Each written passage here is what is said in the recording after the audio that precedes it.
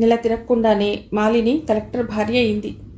పెళ్లి చూస్తున్న శాంత పెళ్లికి డబ్బుకి లింకు ఉండకూడదంటారు ఆడపిల్లలు. కాబోయే భర్తను ఉద్యోగాన్ని బట్టి ఆస్తిని బట్టి సెలెక్ట్ చేసుకోవటం మాత్రం పెళ్లికి డబ్బుతో లింకు పెట్టుకోవడం కాదా అనుకుంది. వనజ శాంతతో, మాలిని చూడు, కట్నం లేకుండా చేసుకుంటానన్న శపథం గంగలో కలిపేసింది. మా వాళ్ళ ఆస్తి ఇచ్చారు, కానీ మగపెళ్లి వారు కట్నం అడగలేదని ఆత్మవంచన చేసుకుంటోంది. నేను మాత్రం జాబ్కే ప్రయత్నిస్తున్నాను, నీ మాట ఏమిటి అంది. శాంత సన్నగా నవ్వి, ఇద్దామన్నా మా నాన్నగారికి ఆస్తి లేదు, నేను జాబ్కే ప్రయత్నిస్తున్నాను. బ్యాంకింగ్ సర్వీసెస్ కమిషన్ క్లరికల్ క్యాడర్కి ఈ మధ్యనే అప్లై చేశాను. పరీక్షకు చదువుతున్నాను అంది. Wish you all the best. నేను ప్రొబేషనరీ ఆఫీసర్స్ పరీక్ష రాస్తున్నాను. కోచింగ్ క్లాసెస్కి వెళుతున్నాను. చాలా ఎక్కువే ఛార్జ్ చేస్తున్నారు. తప్పదుగా, ఇద్దరిలో ఎవరికి ముందు జాబ్ వరుడు దొరుకుతారో చూడాలి. శాంత చిన్నగా నవ్వేసింది. బ్యాంకు పరీక్షలు రాయటానికి ఏలూరు వెళ్ళింది శాంత. ఆమె మేనత్త రుక్మిణి ఇంట్లోనే దిగింది. కొడుక్కి మంచి ఉద్యోగం వేయించి దానికి తగ్గంత కట్నము రాబట్టుకున్నాడు మేనత్త భర్త కృష్ణారావు. కట్నం ఇచ్చి కొనుక్కున్న భర్తను తనతో తీసుకెళ్లిపోయి వేరుకాపురం పెట్టింది కోడలు. శాంతను చూస్తూనే నిట్టూర్చాడు కృష్ణారావు. ఆనాడు మీ అత్తయ్య మాట విని నిన్ను కోడల్ని చేసుకోవాల్సిందమ్మా శాంత. ఇదిగో ఈరోజు ఇలా ఇద్దరం ఏదో ఇంత ఉడకేసుకుని తింటూ పడి ఉంటున్నాం. కొడుక్కి పెళ్లి చేసే ముందు ధనము, కొడుకు పెళ్ళయ్యాక గుణము కోరుకుంటారు మగపిల్లవాడి తల్లిదండ్రులు. కృష్ణారావు ఆ కోవకు చెందినవాడే. ఏ అమ్మాయికైనా ధనము గుణము రెండూ ఉంటే బాగానే ఉంటుంది. కానీ లక్ష్మీ సరస్వతులు ఒక్కచోట ఉండరన్నట్లే ధనము గుణము రెండూ ఒకే అమ్మాయిలో ఉండటం కూడా అరుదు. శాంతకు పరీక్ష ముందు రోజంతా చాలా టెన్షన్గా ఉంది. స్కూల్ పరీక్షలకు కానీ కాలేజీ పరీక్షలకు కానీ ఆమె ఏనాడు భయపడలేదు. క్లాసెస్కి వెళ్ళి చదవటం వల్ల ఆమెకు తన స్టాండర్డ్ ఏంతో తెలుస్తూ ఉండేది. ఇప్పుడు అలాంటి అవకాశం లేదు. పైగా ఇది కాంపిటేటివ్ ఎగ్జామినేషన్. పాస్ మార్కు ఇంత అని మామూలు పరీక్షల్లా ముందే నిర్ణయం కాదు. తనకన్నా ఇంతమంది బాగా పరీక్ష రాస్తారన్న దాని మీద తన పరీక్షా ఫలితం ఆధారపడి ఉంటుంది. ఎందరూ తెలివైన వాళ్ళు, కోచింగ్తో పరీక్షకు బాగా ప్రిపేర్ అయిన వాళ్ళు పరీక్ష రాస్తున్నారో తెలియదు కదా. అన్నిటికన్నా భయపడే కారణం ఇంకొకటి ఉంది. ఈసారి పాస్ అవ్వకపోతే తనకి వయస్సు దాటిపోయి ఇంకొక ఛాన్స్ కూడా ఉండదు. పరీక్షకి పంపిన కాల్ లెటర్తో పాటు ప్రిపేర్ యువర్ సెల్ఫ్ బుక్లెట్ ఒకటొచ్చింది. ఆ పుస్తకాన్ని బట్టి, తను కనుక్కున్న గైడ్ని బట్టి పరీక్షకు చదువుకుంది శాంత. కృష్ణారావు ఆమెను పరీక్ష హాల్ వద్ద దింపి ధైర్యం చెప్పి లోపలికి పంపించాడు. పరీక్ష రాయటానికి వచ్చిన వాళ్ళని చూస్తే గుండె బేజారయింది శాంతకు. తన పక్కన కూర్చున్న తను ఎంఏ పాస్ అయి కోచింగ్ తీసుకుంటున్నాడని తెలిసేసరికి ఆమెకు పరీక్ష రాయకుండా ఇంటికి వెళ్ళిపోవాలనిపించింది. కానీ ఆమె లేచి వెళ్ళిపోయేలోగానే క్వశ్చన్ పేపర్లు పంచడం మొదలైంది. టెస్ట్ ఆఫ్ రీజనింగ్, ఇంగ్లీష్, లెక్కలు, clerical aptitude, 4 objective type questions answer చేయాలి. తెలుగు మీడియంలో చదువుకున్న శాంత ఆ ప్రశ్నాపత్రాలలోని తెలుగు భాషతో కుస్తీ పట్టలేకపోయింది. ముందుగా లెక్కలు ప్రయత్నిద్దామని మొదలెట్టింది. 4 అంకెల వరుస ఇచ్చి 5వ అంకెను వ్రాయమనే లెక్కలవి. మొదటిది సులువుగానే ఉన్నట్లుంది. అంకెను స్క్వేర్ చేసి వరుసగా 1, 2, 3 కలుపుకుపోవటమే. శాంత జవాబుని రాసింది. రెండో దాంట్లోని నంబర్లు 2, 3, 8, 3, 1. ఎంత ప్రయత్నించినా ఆ అంకెల మధ్య సంబంధం శాంతకు తెలియలేదు. లెక్కలు వదిలేసి తర్వాత ప్రశ్నలు చూసింది. ఒక బొమ్మ గీసి అందులోని త్రికోణాలు ఎన్ని అన్న ప్రశ్న. త్రికోణాల సంఖ్య 37, 56, 69, 41లలో ఏదో సరిగ్గా చెప్పగలగాలి. శాంత కళ్ళల్లో నీళ్లు తిరిగాయి. ఈ ప్రశ్నకు జవాబు ఎలా తెలుస్తుంది? ఈ త్రికోణాలు లెక్క పెట్టేసరికి ఇచ్చిన టైం అయిపోదా? చుట్టూ ఉన్న వాళ్ళని పరీక్షగా చూసింది. అందరూ చక్కగా ఆన్సర్ చేస్తున్నట్లున్నారే. ఏవో తనకు తెలిసిన జవాబులు రాసి పేపర్ ఇచ్చి ఇంటికి వచ్చేసింది శాంత. రుక్మిణి, ఎలా రాసావమ్మా శాంత అని అడిగింది. శాంత బౌరుమని ఏడ్చేసింది. పరీక్ష బాగా రాయలేకపోవటం అన్నది ఆమెకు మొదటి అనుభవం. రుక్మిణి ఆమెను ఓదార్చడానికి చేసిన ప్రయత్నాలేమీ ఫలించలేదు. చాలాసేపటికి తనకు తనే ఊరడిల్లింది శాంత. ఇంటికి వచ్చిన కృష్ణారావు కూడా శాంతను పరీక్ష ఎలా రాసావని అడిగాడు. బాగా రాయలేదు మావయ్య అంది శాంత. పోనీలే, స్టేట్ పబ్లిక్ సర్వీస్ కమిషన్కి, యూనియన్ పబ్లిక్ సర్వీస్ కమిషన్ పరీక్షలకి కట్టావుగా, అవి బాగా రాద్దు గాని అన్నాడు అతడు. నాకు నమ్మకం లేదు. కోచింగ్ తీసుకున్న వాళ్లే పాస్ అవుతారేమో, లేదా బాగా తెలివైన వాళ్ళైనా పాస్ అవ్వవచ్చు. ఎందుకలా అధైర్యపడతావు శాంత? ఈ పరీక్షలేవి జీవన్మరణ సమస్యలు కావు. పాస్ అవ్వనంతలో నష్టం ఏమిటి అంది రుక్మిణి. నీకు తెలియదేముందత్తయ్యా, నాన్న కట్నం ఇచ్చి పెళ్లి చేయలేడు. అక్కకు 1/2 ఎకరం భూమి అమ్మి పెళ్లి చేశాడు. ఇల్లు అమ్మి పెళ్లి చేద్దామన్నా ఇప్పటి కట్నాలకు తగ్గ ధర రాదు. అదీగాక నేను కట్నం తీసుకుని వాడినే చేసుకుంటానని ప్రతిజ్ఞ పట్టాను. నాకు మంచి ఉద్యోగం రావాలి. మంచి ఉద్యోగం ఉంటే వరుడు ఆటోమేటిక్గా దొరుకుతాడు. లేకపోతే పర్వాలేదు, జీవనాధారం ఉంటుంది. ఇప్పుడు చేస్తున్నది తుమ్మితే ఊడిపోయే ముక్కులాంటి ఉద్యోగం. రుక్మిణి కృష్ణారావు కేసి, శాంత ఈనాటి పరిస్థితికి మీరే కారణం సుమా అన్నట్లు చూసింది. అప్పుడే తప్పు చేసినట్లుగా తల వంచుకున్నాడు కృష్ణారావు. కాసేపు అయ్యాక మాట్లాడాడు. నేను గవర్నమెంట్ సర్వీస్ చేశాను. కేవలం నా ఎస్ఎస్ఎల్సి మార్కులకే నాకు ఉద్యోగం వచ్చింది. ఇప్పుడు పరీక్ష అయినా పాస్ అవ్వగలగాలి, లేదా ఉత్తర దక్షిణాలైనా ఉండాలి. ఉత్తర దక్షిణాలు లేవుగా అంది శాంత. మన పక్కింట్లో ఈ మధ్యనే బ్యాంకు ఉద్యోగి అయినతను ఉన్నాడు. రేపు అతన్ని కలిసి మాట్లాడదాం. ఏం సలహా ఇస్తాడో చూద్దాం అన్నాడు కృష్ణారావు. మన్నాడు రుక్మిణి కృష్ణారావు శాంతను పక్కింటికి తీసుకెళ్లారు. మామూలు మర్యాదలయ్యాక కృష్ణారావు మాట్లాడాడు. ఈ అమ్మాయి మా మేనకోడలు శాంత. బిఏ పాస్ అయింది. ఆ పైన బీఈడీ కూడా చేసింది. నిన్న బ్యాంకింగ్ సర్వీస్ కమిషన్ పరీక్ష సరిగ్గా రాయలేకపోయానని బాధపడుతోంది. మేము పాతతరం వాళ్ళం. ఈ పరీక్షలు అవి నువ్వీ మధ్యనే పాస్ అయ్యావుగా, ఏమైనా సలహా ఇవ్వగలమేమోనని తీసుకొచ్చాను. శాంత చదువు వివరాలు, ఉంటున్న ఊరు అన్నీ కనుక్కున్నాడు అతడు. మామూలు యూనివర్సిటీ పరీక్షలకు కాంపిటేటివ్ పరీక్షలకి తేడా ఉంటుందండి. వీటిలో ఆబ్జెక్టివ్ టైప్ క్వశ్చన్స్ ఎక్కువగా ఉంటాయి. చాలా తొందరగా కరెక్ట్ ఆన్సర్ని సెలెక్ట్ చేయగలగాలి మీరు. ఆలోచించడానికి ఎక్కువ టైం ఉండదు. శాంతలో కొంచెం ఉత్సాహం వచ్చింది. అవునండి, నేను ఒక బొమ్మ గీసి అందులో త్రికోణాలను లెక్కబెట్టి 37, 56, 69, 41లలో ఏది కరెక్టో రాయమన్నారు. ఆ ఒక్క ప్రశ్నకే నాకు టైం చాలదనిపించింది. మీకు ఆ ప్రశ్నలో ఇచ్చిన నంబర్లు సరిగ్గా జ్ఞాపకం ఉన్నాయా? ఉన్నాయండి. మీరు నేర్చుకోవాల్సింది అంతే. కోచింగ్ సెంటర్లలో ఇలాంటి బొమ్మలు చాలా ఇచ్చి ఒక్కో బొమ్మలో ఎన్నేసి గీతలు, ఎన్నేసి త్రికోణాలు ఉంటాయో ఆన్సర్లు ఇచ్చి బట్టి పట్టమంటారు. శాంత ఇంకా అతడు ఏం చెప్తాడోనని ఎదురు చూడసాగింది. ఈ పరీక్షల్లో ఆలోచించి ఆన్సర్లు రాసే టైం ఉండదు. అందుకే ఎటువంటి పరీక్షలు అడుగుతారో అటువంటి ప్రశ్నలన్నింటికి ఆన్సర్లు చెప్పి బట్టి వేయిస్తారు. వారం వారం పరీక్షలు పెడతారు. చివరకు అసలు పరీక్ష రాసేసరికి నల్లేరు మీద బండిలా ఉంటుంది. కోర్స్ కొంత ధారణాశక్తి, కొంత తెలివి కూడా ఉండాలనుకోండి. కాబట్టి మీరు ఈ పరీక్షలు పాస్ అవ్వాలంటే కోచింగ్ తీసుకోండి. Wish you all the best. Shanta కొంత మొహమాటంగా అంది. వేరే ఊళ్ళో ఉండి కోచింగ్కి ఖర్చు పెట్టే తాహతు లేదు. చాలా కోచింగ్ ఇన్స్టిట్యూట్స్ పోస్టల్ కోచింగ్ ఇస్తాయి. మీరు రోజు 2-3 గంటలు చదివితే పాస్ అయ్యే అవకాశం ఉంటుంది. శాంత అతడికి థ్యాంక్స్ చెప్పి పోస్టల్ కోచింగ్ ఇచ్చే ఇన్స్టిట్యూట్ పేర్లు తెలుసుకుంది. ఇంటికొచ్చాక కృష్ణారావు, రుక్మిణి కూడా పోస్టల్ కోచింగ్ తీసుకోమనే చెప్పారు. శాంత బ్యాంక్ అకౌంట్లో ఉన్న డబ్బు ఈసారి కోచింగ్ మెటీరియల్ పోస్ట్లో తెప్పించుకుందుకు ఖర్చు అయిపోయింది. స్కూల్లో ఆమెతో పనిచేసే టీచర్ శ్రీనివాస్ అడిగాడు, ఏమండి శాంత గారు, పరీక్ష ఎలా రాశారు? శాంత నీరసంగా నవ్వింది. ఏదో పర్వాలేదు. మీ ఆడవాళ్ళకి ఏమిటండి, హాయిగా ఉంటారు. మీ జీతం అంతా మీ ఇష్టం. హాయిగా మీ అమ్మా నాన్న దగ్గర ఉన్నారు. లాడ్జింగు బోర్డింగు ఫ్రీ. మీ డబ్బుతో మీరు ఏమైనా చేసుకోవచ్చు. నాలాంటి వాళ్ళకి ఒక పరీక్షకి ఫీజు కట్టాలన్నా తంటాయే. పెద్ద కొడుకు ఉద్యోగం చేస్తున్నా ఇంటికేం పంపించడం లేదని మా వాళ్ళు అంటుంటారు. ఏం బతకండి, మధ్యతరగతి మగవాడిగా పుట్టకూడదు. శాంత నవ్వి, మాకు మాత్రం ఖర్చులుండవా ఏమిటి అంది. నన్ను చూడండి, చేతికి వాచ్ కూడా లేదు. ఆర్థిక ఇబ్బందులు మీకేం తెలుసు అన్నాడు శ్రీనివాస్. నిజమే, తను కనీసం 1 డజన్ మంచి చీరలు, వాచి కొనుక్కుంది. పాపం అతడికి 2 డ్రెస్సులు. ఎలా బతుకుతున్నాడో ఏమో.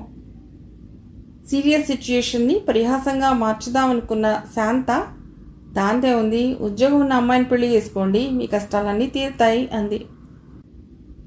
శ్రీనివాస్ మొహంలో అనుకోని విధంగా వెలుగొచ్చింది. నిజమేనంటారా? మీ సలహా తప్పక అమలుపరుస్తాను. శాంత శ్రీనివాస్ మొహాన్ని పరీక్షగా చూసింది. తను అన్న మాటలతో అతడు వేరే అర్థాన్ని ఊహించినట్లున్నాడు. అతడి కళ్ళు చిలిపిగా మెరుస్తున్నాయి. ఇప్పుడు మగవాళ్ళంతా ఉద్యోగులనే భార్యలుగా ఇష్టపడటం వల్ల తన మాట అంది. అయ్యో అనకుండా ఉండవలసింది. దూరంగా కూర్చున్న లక్ష్మీ టీచర్ వాళ్ళ సంభాషణను ఆసక్తిగా వింటున్న సంగతి శాంత దృష్టికి రాలేదు.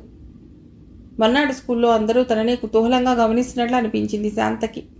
ఒకసారి తనను, తను కట్టుకున్న చీరను, బ్లౌజ్ను, తన జడను పరీక్షగా చూసుకుంది. మామూలుగానే ఉన్నట్లుంది. మరి ఎందుకు అందరూ తననంత వింతగా చూస్తున్నారు? మధ్యాహ్నం లంచ్ టైం దాకా అసలు విషయం శాంతకు తెలియలేదు. కంగ్రాచ్యులేషన్స్ శాంత. కంగ్రాచ్యులేషన్స్ ఎందుకు? ఈ స్కూల్లో ఎవరికీ ప్రమోషన్ అన్న మాటే లేదు. తన ఈ మధ్యనే రాసిన బ్యాంకింగ్ సర్వీస్ కమిషన్ పరీక్షా ఫలితాలు అప్పుడే తెలియవు. తెలిసినా తను పాస్ కాదు. మరి కంగ్రాచ్యులేషన్స్ ఎందుకో? ఆ మాటే అడిగింది. కంగ్రాట్స్ చెప్పిన ఆవిడను. స్టాఫ్ రూమ్లో ముసిముసి నవ్వులు అంతటా కనిపించాయి. మీరు చెప్పనంతలో మాకు తెలియకుండా పోతుందా? మీరు శ్రీనివాస్ టీచరు త్వరలో పెళ్లి చేసుకోబోతున్నారటగా? ఆశ్చర్యంతో అవాక్కైపోయింది శాంత. నిన్న మధ్యాహ్నం అతడు మీకు ప్రపోజ్ చేశాటగా? మీరే అన్యాపదేశంగా ఉద్యోగం చేసే అమ్మాయిని చేసుకోండి అన్నారటగా. ఉద్యోగం చేసే అమ్మాయి అని మీరు మీ గురించే ఇండైరెక్ట్గా అడిగారని తెలుసుకోలేంత మూర్ఖులు ఎవరులేండి. టీచర్లందరూ తలో మాట అంటున్నారు. శాంత మనసులో ఆలోచనలు వేగంగా కదిలి ఆమె బుర్ర వేడెక్కిపోయింది. ఎలా పుట్టిస్తారు పుకార్లు? అతడేదో తన ఆర్థిక ఇబ్బందులు చెప్పుకున్నాడు. తనేదో సరదాగా అతడి మనసుకు పరిష్కారం చెప్పారనుకుంది. కానీ అందులో వేరే అర్థాన్ని తను ఊహించలేదే. వేరే అర్థాన్ని శ్రీనివాస్ ఊహించుంటాడా? శ్రీనివాస్ కూడా వేరే అర్థాన్ని ఊహించి ఉండవచ్చునన్న ఆలోచన రాగానే శాంత కళ్ళు తిరిగి పడిపోయింది.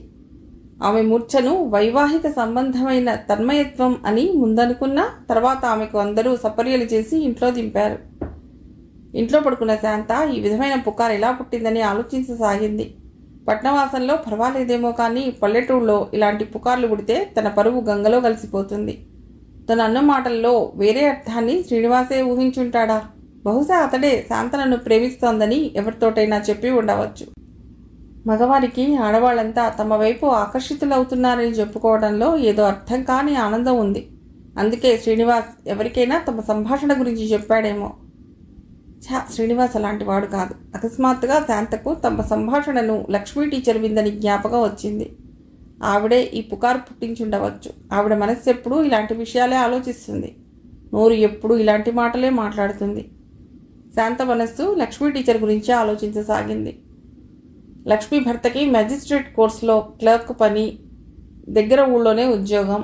ఈవిడ భర్త దగ్గర ఉండకుండా కాలక్షేపమని, చదువు వృధా కాకూడదని ఇక్కడ 10 ఏళ్ల కొడుకుతో ఉంటూ ఉద్యోగం చేసుకుంటోంది. సెలవుల్లో భర్త ఇక్కడికి రావటమో ఈవిడ అతడి దగ్గరకు వెళ్ళటమో జరుగుతూ ఉంటుంది. నల్లగా లావుగా అసహ్యంగా ఉండే ఈవిడను భర్త ఎలా పెళ్లి చేసుకుని కాపురం చేస్తున్నాడా అనిపిస్తుంది. స్కూల్లోనూ బయట కూడా అసభ్యంగా అశ్లీలంతో కూడిన సంభాషణలు మాట్లాడటం ఆమెకు అలవాటు. మగవారితో కూడా జంకకుండా ద్వంద్వార్థాలు మాట్లాడుతూ ఉంటుంది. ఒకసారి ఒక మగ టీచర్ పెన్ను కనిపించలేదు. పక్కనే కూర్చున్న ఆమెతో, ఏవండి నా పెన్ను కానీ చూసారా అన్నాడు. మీ పెన్ను నేను చూడలేదు, తీయలేదు, అయినా మీ పెన్ను నాకెందుకండి అంది. అతడికి ఆమె ద్వంద్వార్థం స్ఫురించలేదు. బహుశా ఆడవాళ్ళు అలా మాట్లాడతానని ఊహించలేదేమో. అబ్బే, నేను మీరు దొంగతనంగా తీసుకున్నారన్న అర్థంతో అనలేదండి. నా పెన్ను కనిపించకపోతే చూసారా అని అడిగానంతే. మీరు దొంగతనం నాకు వంటగట్టారన్న అర్థంతో నేను అనలేదు. లక్షణంగా నా పెన్ను నాకుండగా మీ పెన్ను నాకెందుకు అన్నానంతే. మాటలు పూర్తి చేసిన లక్ష్మీ టీచర్ చిలిపిగా కళ్ళు చిట్లించింది. అప్పటికీ ఆమె అన్న మాటల్లో రెండో అర్థం అతడికి తెలిసింది. వయసులో చిన్నవాడైన అతడికి మొహం సిగ్గుతో ఎర్రబడింది. వెంటనే అక్కడి నుంచి లేచి వెళ్ళిపోయాడు. శాంతకు ఇంకో సంఘటన జ్ఞాపకం వచ్చింది. స్కూల్లో చిన్న పార్టీ జరుగుతోంది. స్వీటు, కేకు, కారపూస, అరటిపండు ప్లేట్లలో పెట్టి ఇస్తున్నారు. కొత్తగా చేరిన అమ్మాయి బహుశా లావు అవుతానన్న భయంతోనేమో స్వీట్ తీసేయమంది. అదేంటి స్వీట్ తీసేయమంటావు? ఇప్పుడు ఈ స్వీట్ తినలేని దానివి రేపు కార్యం గదిలో ఎలా తింటావు అంది లక్ష్మీ టీచర్. మగ టీచర్లు కూడా ఇబ్బందిగా చూశారు. ఆడ టీచర్లు ఎవరికీ ఏమీ తినాలనిపించలేదు. ఆవిడకు సంసారంలో సుఖం లేదని, అందుకే ఇలా మాట్లాడుతుందని ఊళ్ళో అమ్మలక్కలు చెవులు కొరుక్కోవటం శాంత చాలాసార్లు వింది. తను నిన్న శ్రీనివాస్తో మాట్లాడటం లక్ష్మీ టీచర్ వింది. బహుశా ఆవిడే తను విన్నదానికి కొంత కల్పించి ఉండవచ్చు. తనేదో అమాయకంగా సరదాగా అన్న మాటలకు ఎంత విపరీతార్థాన్ని ఊహించి ఎంతగా ప్రచారం చేశారు. లక్ష్మీ టీచర్ పచ్చిగా మాట్లాడుతుంది. ఆవిడ ద్వంద్వార్థాలు మాట్లాడినా ఆవిడ గురించి ఎవ్వరూ ఏమీ అనరేమిటి? ఆవిడకి మగవాళ్లతో సంబంధాలు ఉన్నాయన్న పుకార్లు ఎందుకు పుట్టలేదు? చాలాసేపటి దాకా శాంతకు కారణం అంతుపట్టలేదు. ఆలోచించగా శాంత మనసుకు ఒక విషయం స్ఫురించింది. లక్ష్మీ టీచర్కి వివాహమైంది. ఆవిడకు అండదండగా ఆమె భర్త ఉన్నాడు. తను అవివాహిత. పెళ్లి కాని కన్యలంతా మగవాళ్ల కోసం పరితపించిపోతూ ఉంటారని లోకం ఊహిస్తుంది. ఈ సంఘం పలికే దుష్టవాక్యాల నుండి తనను రక్షించడానికి భర్త లేడు. సంఘంలో గౌరవము, రక్షణ కావాలంటే ప్రస్తుత వ్యవస్థలో స్త్రీకి మగవాడి అండ ఉండాలి. తనకే వివాహం జరిగి ఉంటే తను శ్రీనివాస్తో అన్న మాటల్లో ఎవరికీ ఏ అర్థమూ స్ఫురించి ఉండేది కాదు. లోకం తీరుగు నిరాశగా నిట్టూర్చింది శాంత. మర్నాడు స్కూల్కి వెళ్ళిన శాంత మామూలుగా అందరి టీచర్లని విష్ చేసినట్లే శ్రీనివాస్ని విష్ చేసింది. అతడితో మరి ఇంకేమీ మాట్లాడలేదు. టీచర్లలో చాలామంది తమ ఇంటికి వస్తుంటారు. తన తల్లి జానకమ్మతో మాట్లాడుతూ ఉంటారు. వారిలో ఎవరైనా తన మధ్య శ్రీనివాస్ మధ్య జరిగిన సంభాషణను చిలువలు పలువలుగా కల్పించి తన తల్లితో చెప్తారేమోనని శాంత భయపడింది. తల్లికి విషయం తెలిసిన మరుక్షణం తనను ఉద్యోగం మాన్పించేస్తుంది. కానీ ముందు రోజు సంఘటనను స్కూల్లోని టీచర్లందరూ మర్చిపోయారు. శాంత మాత్రం చాలా రోజుల వరకు మర్చిపోలేకపోయింది. భయం దగ్గర మొదలైన శాంత ఆలోచనలు ఆశ వైపుకు దారితీశాయి. తానన్న మాటల్లో శ్రీనివాస్కి కూడా వేరే అర్థం తోచుంటుందా? ఆ అర్థం అతడిలో ఆనందాన్ని, ఆశని కలిగించి ఉంటుందా? తను మాట్లాడినప్పుడు అతడి కళ్ళలో మెరుపు కనిపించింది. మీ సలహా తప్పక అమలుపరుస్తాను అన్నాడు కూడా. అంటే ఉద్యోగిని పెళ్లి చేసుకోవటమే అతడికి ఇష్టమన్నమాట. తనను మనసులో ఇష్టపడుతున్నాడేమో. పూర్తిగా ఆ విషయం పైకి చెప్పటానికి అతడికి ఇంకా టైం పట్టవచ్చు. కట్నం లేకుండా శ్రీనివాస్ తనను వివాహం చేసుకుంటానంటే తన తల్లిదండ్రులు ఏ విధంగానూ అభ్యంతర పెట్టరు. ఆమెకెందుకో స్నేహితురాలు మాలిని జ్ఞాపకం వచ్చింది. కట్నం తీసుకోకుండా చేసుకుంటానన్న వాడిని కాదని, కట్నం బదులుగా ఆస్తిని అడిగిన వాడిని చేసుకుంది. ఆదర్శం నిలబెట్టుకుంటున్నానని ఆత్మవంచన చేసుకుంది. తను ఎప్పటికీ అలా చేయదు. ఇద్దరికీ చెరో 500 జీతము వస్తోంది. పొదుపుగా ఉంటే హాయిగా బతకొచ్చు. అదృష్టం ఉంటే ఇద్దరిలో ఎవరికైనా మంచి ఉద్యోగం రానువచ్చు. పుకార్లు పుట్టినా పర్వాలేదన్న ధైర్యంతో శాంత శ్రీనివాస్తో మళ్ళీ ముందులాగే చనువుగా మాట్లాడసాగింది. చదువులు, ఉద్యోగాలు, రాజకీయాలు ఎన్నో విషయాలు వాళ్ళ సంభాషణలో చోటు చేసుకునేవి. సంక్రాంతి సెలవులకు వాళ్ళ సొంతూరు వెళ్ళాడు శ్రీనివాస్. శాంతకు చాలా డల్గా అనిపించింది. సంక్రాంతి సెలవుల్లో శాంత శ్రీనివాస్ గురించి ఆలోచించసాగింది. అతడికి తన మనసులో ఉన్న విషయం చెప్పే ధైర్యం లేదేమో. తనే చొరవ తీసుకోవాలా, లేదా తన తల్లిదండ్రులు అతడి పెద్దవాళ్ళని అడిగితే బాగుంటుందా? అవును, అదే మంచి పద్ధతి. ఆడపిల్లి వారు వెళ్ళి మా అమ్మాయిని చేసుకోండని మగపెళ్లి వారిని అడగటమే సాంప్రదాయం. శాంత ఆలోచనలు హోలీకొచ్చేసరికి సెలవులు అయిపోయి స్కూల్ తీశారు. శ్రీనివాస్ దగ్గర అతడి తండ్రి అడ్రస్ అడిగి తీసుకోవాలనుకుంటూ శాంత స్కూల్కి వెళ్ళింది. ఆమె అటెండెన్స్ రిజిస్టర్లో సంతకం పెడుతుండగా ఆమెకు శుభలేఖ ఒకటి స్కూల్ ప్రిన్సిపల్ టేబుల్ మీద కనిపించింది. ఎవరిదబ్బా పెళ్ళి అనుకుంటూ ఆమె స్టాఫ్ రూమ్ వైపు నడవసాగింది. స్టాఫ్ రూమ్ గుమ్మంలోనే ఆమెకు శ్రీనివాస్ ఎదురై ఆమె చేతిలో శుభలేఖ ఉంచి పెళ్లికి తప్పక రావాలి అన్నాడు. శాంత వణుకుతున్న చేతులతో శుభలేఖను చూసింది. పెళ్ళి శ్రీనివాస్దే. అమ్మాయి పేరు పద్మ. తను కట్టుకున్న ఆశా సౌధాలు కూలిపోయినట్లు అనిపించింది శాంతకు. పైకి ఏ భావమో కనిపించకుండా కంగ్రాచ్యులేషన్స్, ఈ మాత్రం వీళ్ళు నా పెళ్ళికి వస్తాను అన్నట్లు నా సలహా పాటించి ఉద్యోగినినే చేసుకుంటున్నారా అంది. శ్రీనివాస్, సారీ, మీ సలహా పాటించలేకపోయాను.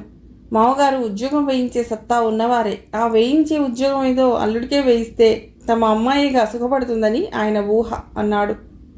అమ్మాయితో పాటు ఉద్యోగాన్ని ఇచ్చే సంబంధం వెతుక్కున్నాడన్నమాట. మిగిలిన వాళ్ళకి పెళ్లి శుభలేఖలు పంచుతూ కట్నం లేదండి అని చెప్తున్నాడు. ఉద్యోగం వేయిస్తుంటే కట్నం ఎందుకు? ఆదర్శవంతులమని ఆత్మవంచన చేసుకునేవారే అందరూ.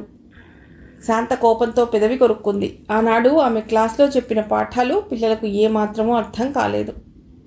ఆలోచించగా శాంతకు శ్రీనివాస్ మీద కోపం పోయింది. అతను ఏనాడు తనను పెళ్లి చేసుకుంటానని అనలేదు. ఆ అర్థం వచ్చేలా ఏనాడు మాట్లాడలేదు. లక్ష్మీ టీచర్ పుట్టించిన పుకారు మీద తనే లేనిపోని ఆశలు కల్పించుకుంది. జోగి రాసుకుంటే బూడిద రాలిందని, తనను పెళ్లి చేసుకుంటే అతడికి ఒరిగేదేముందని. ఇప్పుడు పెళ్లి చేసుకుంటున్న సంబంధం వల్ల అతడికి మంచి ఉద్యోగం దొరుకుతోంది. అరే, మంచి ఉద్యోగం అంటే జ్ఞాపకం వచ్చింది. మంచి ఉద్యోగం కోసం తనేం ప్రయత్నాలు చేస్తున్నట్లు? పోస్టల్ కోచింగ్లో తెప్పించిన నోట్స్లు దుమ్ముకొట్టుకుపోతున్నాయి.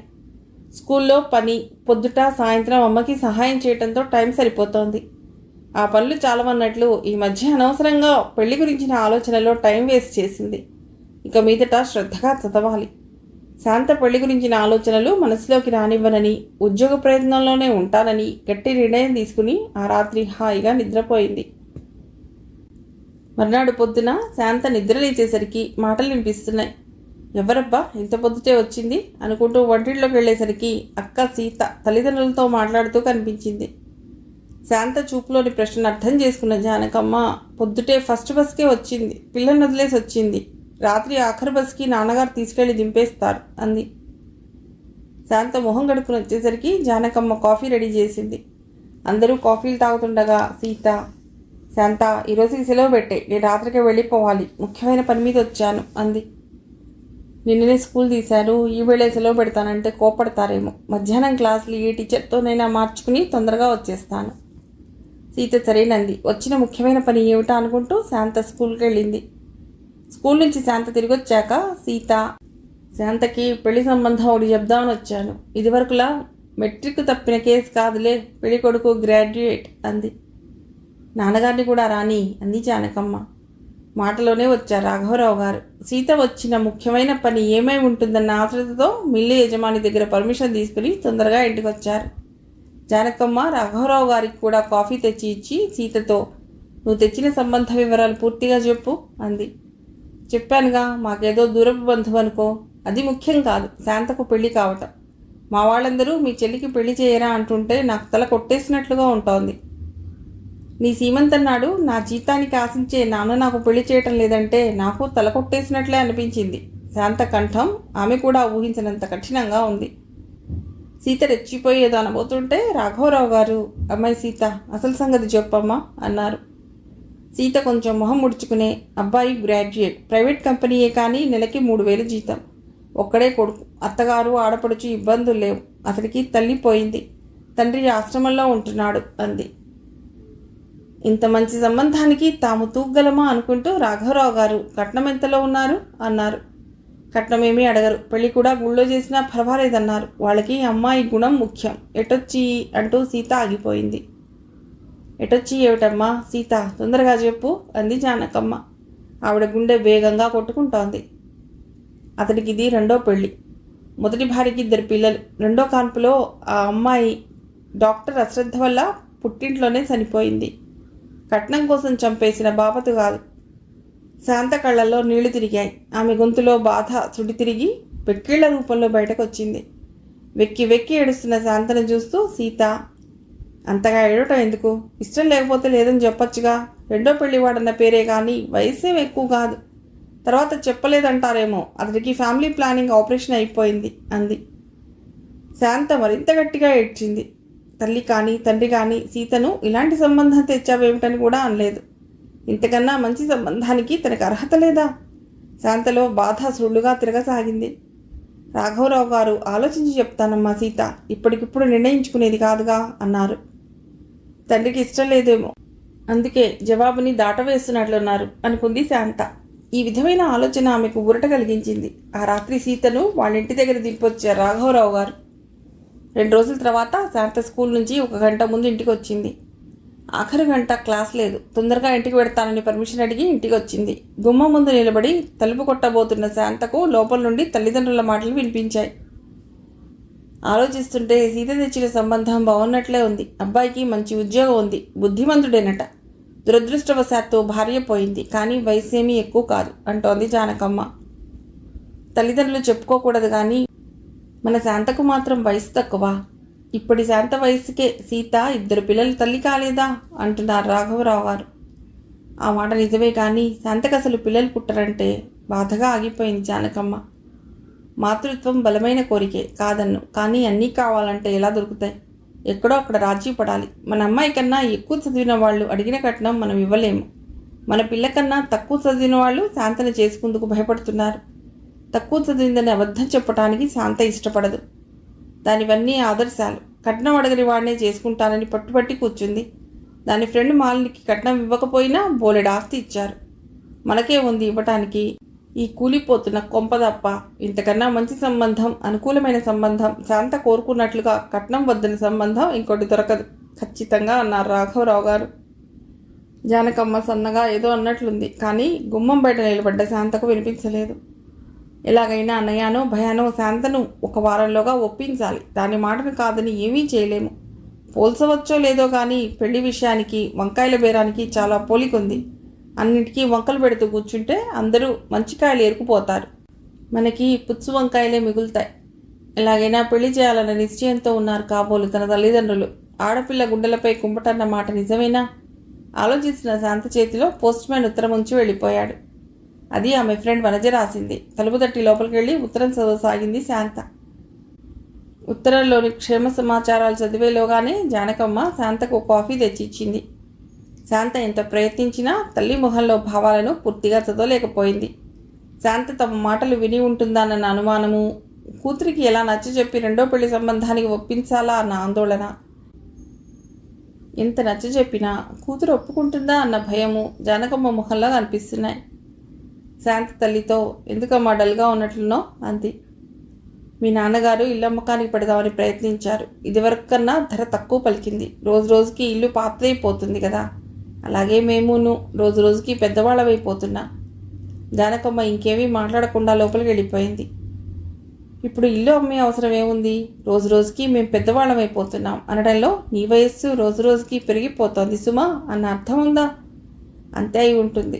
ఇల్లు ధర పడిపోవటానికి వేరే కారణం ఉంది. తమ ఊరు తాలూకా కేంద్రం అవుతుందనుకున్నప్పుడు ధర పెరిగింది. ఏ కారణంగానో గవర్నమెంట్ ఆ పనిని విరమించుకుంది. అంతేకాని తమ ఇల్లు పాతదవ్వడం కాదు. నీ వయసు పెరుగుతోంది సుమా అని హెచ్చరించి తనను సీత తెచ్చిన సంబంధానికి ఒప్పించడానికి అమ్మ మాటలు నాంది కాబోలు. బహుశా నాన్న ప్రస్తావన తెస్తారేమో. శాంత విషాదంగా నవ్వుకుంది. తను వద్దని చెప్పడానికి ఎలా సాహసించగలదు? తనను ఇంతవరకు ఎవ్వరూ ప్రేమించి పెళ్లి చేసుకుంటానని అనలేదు. ఆస్తిని చూసి చేసుకోవటానికి తనేమీ మాలిన్లా ధనవంతురాలు కాదు. కనీసం వనజల.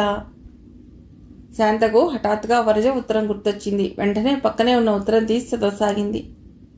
క్షేమ సమాచారాల తర్వాత వనజ ఇంకా రాసింది. శాంత, ఒక శుభవార్త.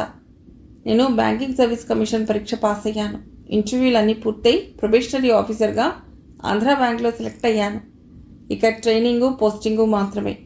నాన్నగారు తెలిసిన వాళ్ళ ద్వారా హైదరాబాద్లో హెడ్ ఆఫీస్ పోస్టింగ్కి ప్రయత్నిస్తానన్నారు. జీతం 6,000 దాకా ఉండవచ్చు. ఇంకో వింత చెప్పనా? ఇదివరలో 2 లక్షలు కట్నం అడిగి నేను కాదంటే తప్పిపోయిన సంబంధం ఉందే, వాళ్ళిప్పుడు ఏ కట్నము లేకుండా చేసుకుంటామని లోపాయకారిగా మధ్యవర్తి ద్వారా వార్త పంపారు. తమాషాగా ఉంది కదూ. ఎప్పుడో మన కాలేజీకి వచ్చి లెక్చర్ ఇచ్చిన సోషల్ వర్కర్ మాట నా విషయంలో నిజమైంది. నీ విషయంలో కూడా నిజం కావాలని కోరుకుంటున్నాను. అన్నట్లు పరీక్షలు ఎలా రాస్తున్నావు? బాగా ప్రిపేర్ అవుతున్నావా? నా మటుకు నాకు కోచింగ్ క్లాసెస్ బాగా ఉపయోగించాయి.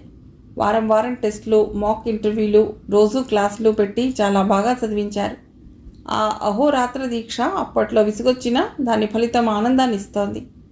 ఉద్యోగం, వివాహం రెండింటిలోనూ లాభమే. ఇంకో వారంలో అటువైపు వస్తాను. మిగతా విషయాలు కలిసినప్పుడు మాట్లాడుకుందాం. నీ వనజ. ఉత్తరం చదివిన శాంత ముఖం ఆనందంతో వెలిగిపోయింది. స్నేహితురాలికి మంచి ఉద్యోగం వచ్చినందుకు సంతోషం కలిగింది. అంతకన్నా కూడా తన వివాహ విషయంలో ధైర్యంగా నిర్ణయం తీసుకోవచ్చునన్న ఊహ ఆమెకు ఆనందాన్ని ఇచ్చింది. మంచి ఉద్యోగం ఉంటే వరించి వచ్చే వాళ్ళు ఉంటారన్నమాట. తను భయపడిపోయి అక్క తెచ్చిన సంబంధానికి ఒప్పేసుకోనక్కర్లేదు. ఆ ఊహల వెంటే శాంతకు తను అంతగా చదవటం లేదన్న విషయము జ్ఞాపకం వచ్చింది. ఏదో ఒక పని, ఏవో ఒక రకమైన సమస్యలు వస్తూనే ఉన్నాయి. ఇక మీదట దీక్షగా చదవాలి. అన్నిటికన్నా ముందు తన నిర్ణయం తన తల్లిదండ్రులకు చెప్పేయాలి. వాళ్లలో తనను రెండో పెళ్లి వాడికి ఇచ్చి ముడివేయాలన్న ఆలోచనను మొగ్గలోనే తుంచేయాలి. శాంత ఉత్తరంతో సహా దొడ్లోకి తొందరగా వెళ్ళింది. రాఘవరావు గారు పాదులకు నీళ్లు పోస్తున్నారు. జానకమ్మ పంపు దగ్గర నీళ్లు కొడుతోంది. అమ్మా, నాన్న, ఈ ఉత్తరం వినండి. వనజ ఉత్తరం రాసింది. తనకి బ్యాంక్ ఆఫీసర్గా ఉద్యోగం వచ్చిందిట. జీతం 5-6 వేలు ఉండవచ్చుట. ఇంకో విషయం రాసింది. ఇదివరకు కట్నం అడిగిన సంబంధం వాళ్లే ఇప్పుడు కట్నం వద్దు, అమ్మాయి చాలు అంటున్నారట. దీన్ని బట్టి ఏం తెలుస్తోంది? మంచి ఉద్యోగం ఉంటే మంచి సంబంధాలు అవే వస్తాయి. తిక్కుమాల సంబంధాలు వద్దని అక్కకి రాయండి. శాంత కంఠంలో కనిపించిన ఆనందం ఆమె తల్లిదండ్రుల ముఖాల్లో కనిపించలేదు. ఏదో విధంగా శాంతకు పెళ్లి చేద్దాం అనుకునేసరికి కథ ఇలా అడ్డం తిరిగిందేమిటి? మామూలుగానే శాంతకు నచ్చజెప్పడం ఎలా భగవంతుడా అనుకుంటూ ఉంటే ఈ ఉత్తరం వచ్చి పరిస్థితిని మరింత విషమం చేసింది. అంతలోనే వారిద్దరిలో ఆశారేఖ మిణుక్కుమంది. ఏమో, శాంతకు మంచి ఉద్యోగం దొరికి మంచి సంబంధం దానంతటదే వస్తుందేమో. సీతకు ఆమె తెచ్చిన సంబంధం వద్దని రాఘవరావు గారు ఉత్తరం రాసేశారు. ఆ ఉత్తరం రాసిన 3 రోజులకే సీత శాంతకన్నా బాగా చదువుకున్నది, అందమైనది, కట్నంతో సహా అతనికి నిశ్చయమైందని రిప్లై రాసింది. సీత మనసు ఎవరి పక్షాన ఉన్నదో ఆమె కన్న తల్లిదండ్రులకి ఎంతకీ అంతుపట్టలేదు. వారం తర్వాత శాంత స్కూల్ నుండి వచ్చేసరికి వనజ జానకమ్మ గారితో మాట్లాడుతూ కూర్చుంది. శాంత రాగానే వనజ ఎదురెళ్ళి గట్టిగా కౌగిలించుకుంది. ఆమె నడకలో, ముఖంలో, ప్రవర్తనలో ఆనందం వెల్లువలా ముంచుకొస్తున్నట్లుంది.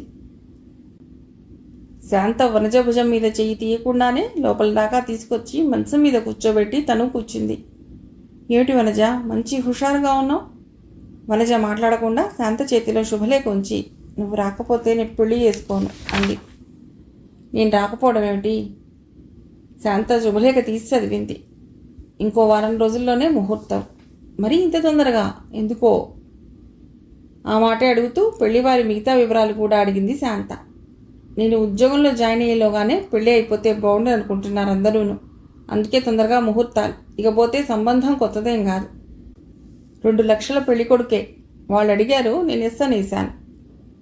అదేటి వనజ, ముందంత కట్నం డిమాండ్ చేసిన వాడిని ఇలా చేసుకుంటున్నావు?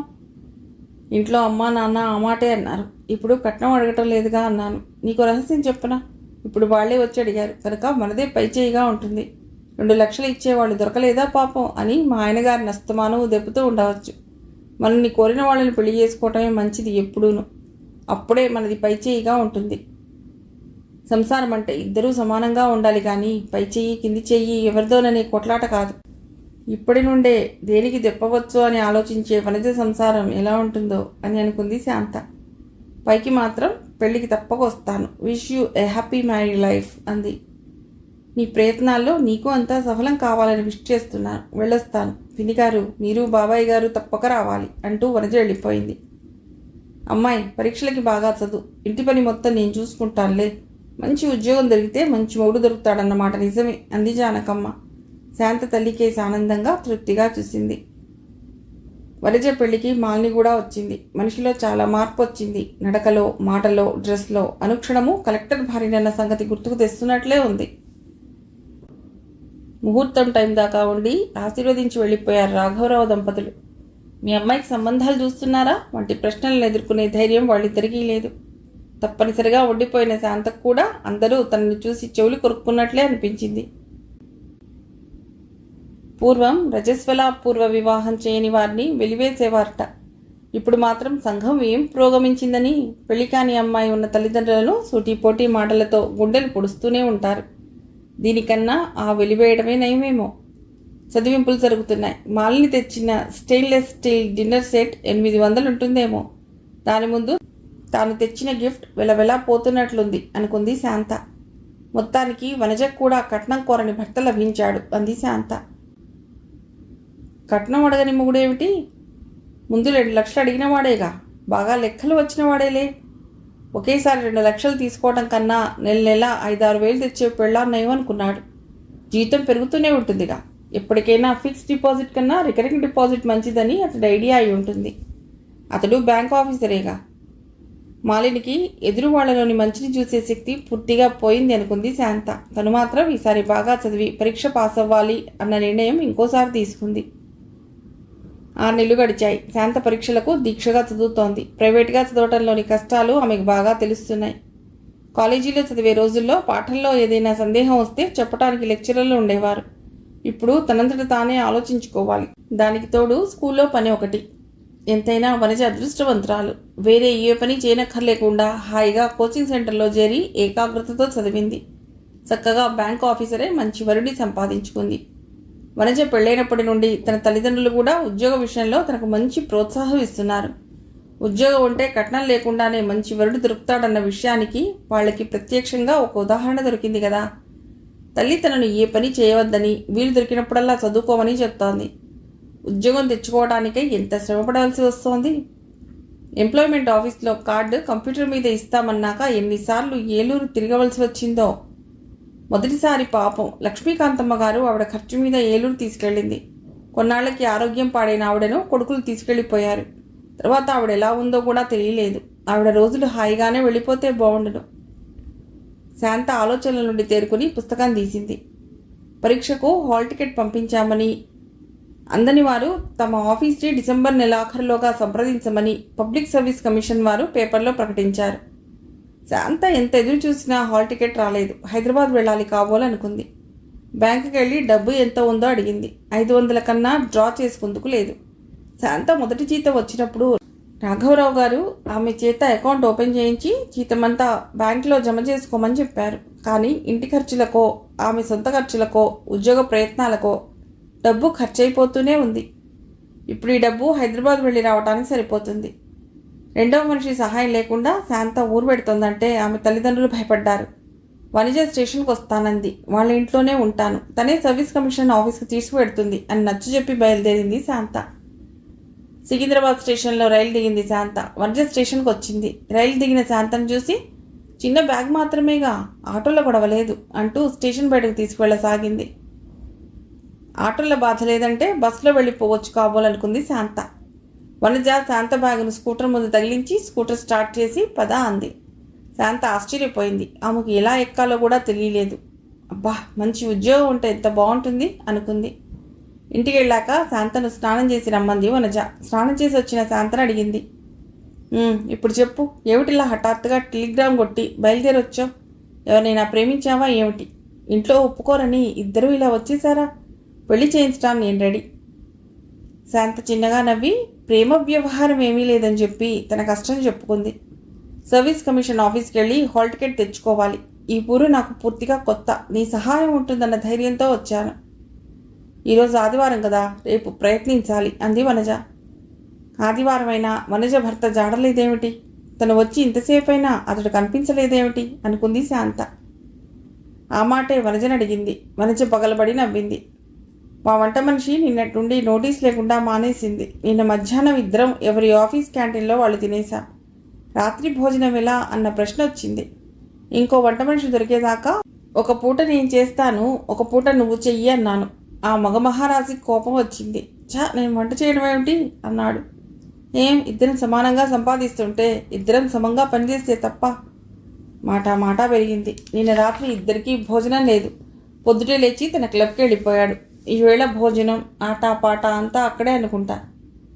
ఇద్దరూ సమానం అంటే ఇద్దరూ సమంగా కొట్టుకోవటం అని అర్థమా? ఇద్దరూ సమంగా సర్దుకుపోవటం కాదా? వనజ భర్త అలిగి వెళ్ళిపోయినా ఇంత నిశ్చింతగా ఎలా ఉందో? శాంత ఆలోచనలు గమనించినట్లుగా వనజ, మాకిలాంటి అలవాటేలే, నన్ను కాదని ఆయన ఎక్కడికి పోతాడు? ఇంటి ఖర్చులో నాది సగం ఉంది కాబట్టి ఆయనకి ఇతర ఖర్చులు సాగుతున్నాయి అంది.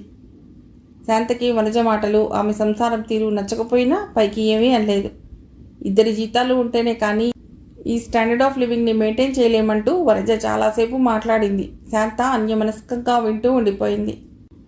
మర్నాడు శాంతను సర్వీస్ కమిషన్ ఆఫీస్ ముందు దింపి వనజ తనకు సెలవు పెట్టడానికి లేదంటూ ఆఫీస్కి వెళ్ళిపోయింది. శాంత భయపడుతూ ఆఫీస్లో అడుగుపెట్టింది. తనలాంటి వాళ్ళు చాలామంది వచ్చారు. ఆఫీసు బిలబిలలాడిపోతోంది. తన హాల్ టికెట్ విషయంలో ఎవరిని ఎలా సంప్రదించాలో శాంతకు తెలియలేదు. అందరూ తనలాంటి వాళ్లే. ఇటు నుండి అటు, అటు నుండి ఇటు తిరుగుతున్నారు. తన కోసం ఒక్కరోజైనా సెలవు పెట్టని వనజను చుట్టుకుంది శాంత. సాయంత్రమైనా పని పూర్తి కాలేదు శాంతకు. నిరాశతో బయటకు వచ్చింది. నిరాశకు భయం తోడైంది. ఇంటికి ఎలా వెళ్ళాలి? చలికాలం మూలాన అప్పుడే చీకట్లు కమ్ముకుంటున్నాయి. ఆటోలో వెళ్లే స్తోమత లేదు. కొత్త ఊళ్ళో ఆటో వాడి నమ్మే ధైర్యమూ లేదు. దగ్గరలో నిల్చున్న ఒక అతడికి అడ్రస్ చెప్పి ఏ బస్ ఎక్కాలో అడిగింది. అతడు బస్ నెంబర్ చెప్పాడు. దగ్గరలో ఉన్న బస్ స్టాప్కి వచ్చి నిల్చున్న శాంతకు వేగంగా, ఒక్క క్షణమైనా ఆగకుండా వెళ్ళిపోతున్న బస్సులను చూస్తే కళ్ళలో నీళ్లు తిరిగాయి. అంతలో ఆమె ముందు స్కూటర్ ఆగింది. తొందరగా ఎక్కువ, పొద్దుట ఆఫీస్ హడావుడిలో మర్చిపోయాను. సాయంత్రం నేను నిన్ను పికప్ చేస్తాను, ఇక్కడే వెయిట్ చేయమని చెప్పాలనుకున్నాను.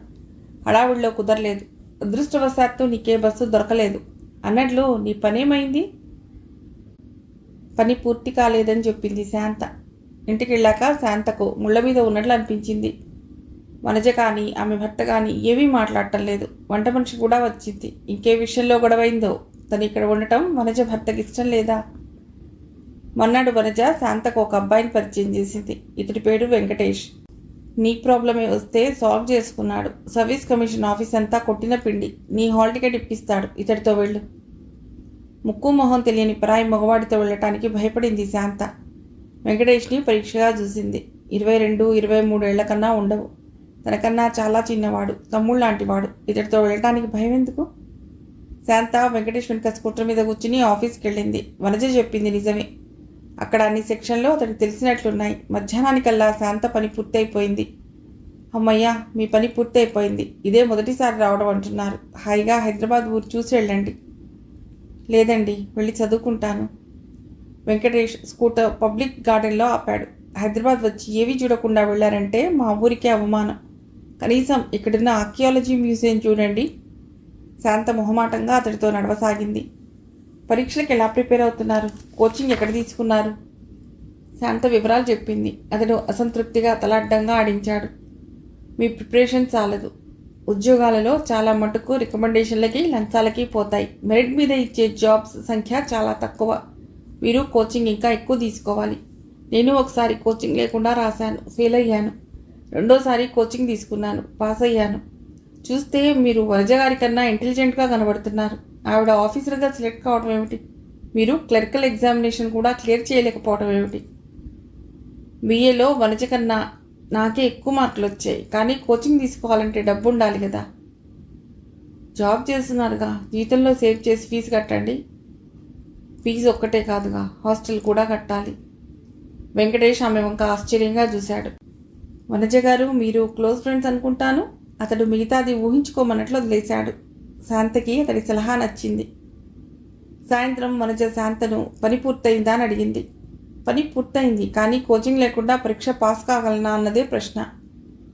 ఆ మాట నిజమే. నేను కోచింగ్ తీసుకోవటం వల్లనే సెలెక్ట్ అయ్యాను. ఈసారి ఈ పరీక్ష రాస్తాను. ఇంకొక ఉద్యోగానికి కూడా అప్లై చేశాను. అదే ఆఖరి ఛాన్స్. తర్వాత ఏజ్ బార్ అయిపోతుంది. అసలు ఈ అవకాశం కూడా ప్రభుత్వం ఏదో దయతలిచి ఇచ్చిందే. వనజ శాంత వైపు జాలిగా చూసింది. అందుకే ఈ పరీక్షకు కోచింగ్ తీసుకుని చదవాలనుంది. ఒక్క 6 నెలల జీతం దాచుకుంటే ఫీజు కట్టవచ్చు అని ఒక్క క్షణం ఆగింది శాంత. వనజ ప్రశ్నార్థకంగా చూసింది. హాస్టల్ ఫీజులు కట్టే తాహత లేదు. నీకు అభ్యంతరం లేకపోతే మీ ఇంట్లో ఉండి చదువుకుంటాను. వనజ 5 నిమిషాలు మాట్లాడలేదు. శాంతకు 5 నిమిషాలు 5 యుగాల్లా గడిచాయి. మా ఆయన ఇంటికి రాకముందే అడిగావు కాబట్టి సరిపోయింది, లేకపోతే పెద్ద గొడవైపోయి ఉండను. ఆయన మేనమామ కూతుర్ని మా ఇంట్లో ఉంచి చదివించాలని వాళ్ళందరూ అనుకున్నారు. ధరలు పెరిగిపోతున్నాయి. ఇంకో మనిషి భారం భరించలేమన్నాను. పెద్ద గొడవైపోయింది. నా మాటే నెగ్గిందనుకో. వాళ్ళ వైపు వాళ్ళని కాదన్నాక నిన్నింట్లో ఉంచుకుంటానంటే ఆయన ఊరుకుంటారా? భార్యాభర్తలిద్దరూ ఉద్యోగాలు చేసి చెరో 6,000 సంపాదిస్తున్నారు. ఒక్క మనిషికి అన్నం పెట్టలేరా? వనజ పెద్ద ఉద్యోగం చేస్తోంది. ఇంకో ఆడదాన్ని పైకి తీసుకురావాలన్న కోరిక లేదా? వనజ భర్త బంధువులు అంతగా ఉన్నవాళ్ళు కాదు. తనలాగే మధ్యతరగతి వాళ్ళు. ఆ అమ్మాయి చదువుకి ఉద్యోగానికి వనజ సహాయం చేసి ఉంటే ఆ అమ్మాయికి వరకట్నం బాధ తప్పేది. వనజ ఇంట్లో ఉండడం కుదరదని తెలిసాక శాంత దిగులుగా కూర్చుండిపోయింది. అప్పుడు ఆమెకు తమ కాలేజీకి వచ్చిన సోషల్ వర్కర్ ఉండేది, హైదరాబాదీ అని జ్ఞాపకం వచ్చింది. శాంత రాత్రి భోజనాల సమయం దాకా ఆలోచిస్తూనే కూర్చుంది. తమ కాలేజీకి వచ్చిన సోషల్ వర్కర్ పేరు నాగమణి. ఈ మధ్యనే ఒక పత్రికలో సమస్యలకు సమాధానాలు ఇవ్వడం ప్రారంభించింది. ఎవరో ఒక అమ్మాయి ఆవిడను వరకట్నం లేకుండానే వివాహం చేసుకోవాలని ప్రతిజ్ఞ చేయమంటున్నారు. ఆ విధంగా వివాహం అందరికీ అయ్యేనా? నాలాంటి ఆడపిల్లలకు కోరికలుండవా? అవన్నీ చంపుకొని బతకడం సాధ్యమా అని పత్రికాముఖంగా ప్రశ్నించింది. ఆ ప్రశ్నకు బదులుగా ఆవిడ, అమ్మాయి, నువ్వు అబలలాగా కాక సబలలాగా ఆలోచించు. ఏ ఆదర్శమైనా నిలబెట్టుకోవాలంటే కొంత త్యాగం తప్పదు. నీలాంటి వాళ్లకు నా అండదండలు ఉంటాయి అని జవాబిచ్చింది. ఆవిడ దగ్గరికి వెళ్ళి సహాయం అడిగితే తప్పక చేస్తుందేమో. మహిళా ఉద్యమ నాయకురాలు కాబట్టి తన కష్టం తప్పకుండా అర్థం చేసుకుంటుంది. టెలిఫోన్ డైరెక్టరీలో ఆవిడ అడ్రస్ వెతికి పట్టుకుని మర్నాడు ఒంటరిగానే ఆవిడ ఇంటికి బయలుదేరింది శాంత. మెల్లిగా దారి వెతుక్కుంటూ వాళ్ళ ఇంటికి చేరుకునేసరికి 12 గంటలైంది. ఆవిడ ఇల్లు చూసి శాంత ఆశ్చర్యపోయింది. పెద్ద బంగళా, గేటు మీద మహిళా సేవా సదనం అన్న బోర్డు ఉంది. శాంత కొంత భయంతో కొంత ఆశతో కుడికాలు లోపల పెట్టి బంగళా గుమ్మం దాకా నడిచి తలుపు దగ్గర నిల్చుంది. ఈలోగా వెనక నుండి ఒక అమ్మాయి వచ్చి తలుపు దగ్గరున్న బెల్ నొక్కింది. లోపల నుంచి పని మనిషి వచ్చి తలుపు తీసింది. అమ్మాయి గారా, లోపలికి రండి అంటూ పక్కకు జరిగింది. శాంతను చూసి అమ్మాయి గారితో వచ్చిన మనిషి అనుకుందేమో. లోపలికి రావడానికి అభ్యంతరపడలేదు. లోపల సోఫాలో కూర్చుని నాగమణి గారు ఏవో ఫైల్స్ చూసుకుంటోంది. హాయ్ మమ్మీ అంటూ ఆ అమ్మాయి తల్లి పక్కన కూర్చుంది. ఏమిటి పాప ఇలా వచ్చావు? ఆఫీస్లో ఎవరో చందా అడిగితే 500 ఇచ్చాను మమ్మీ. డబ్బు కొంచెం చూసి ఖర్చు పెట్టు అన్నాడు నీ అల్లుడు. నా సంపాదన నా ఇష్టం, నువ్వెవడు అడగటానికి అన్నాను. మాట పెరిగింది. నువ్వు వద్దు, నీతో సంసారము వద్దు అంటూ వచ్చేశాను.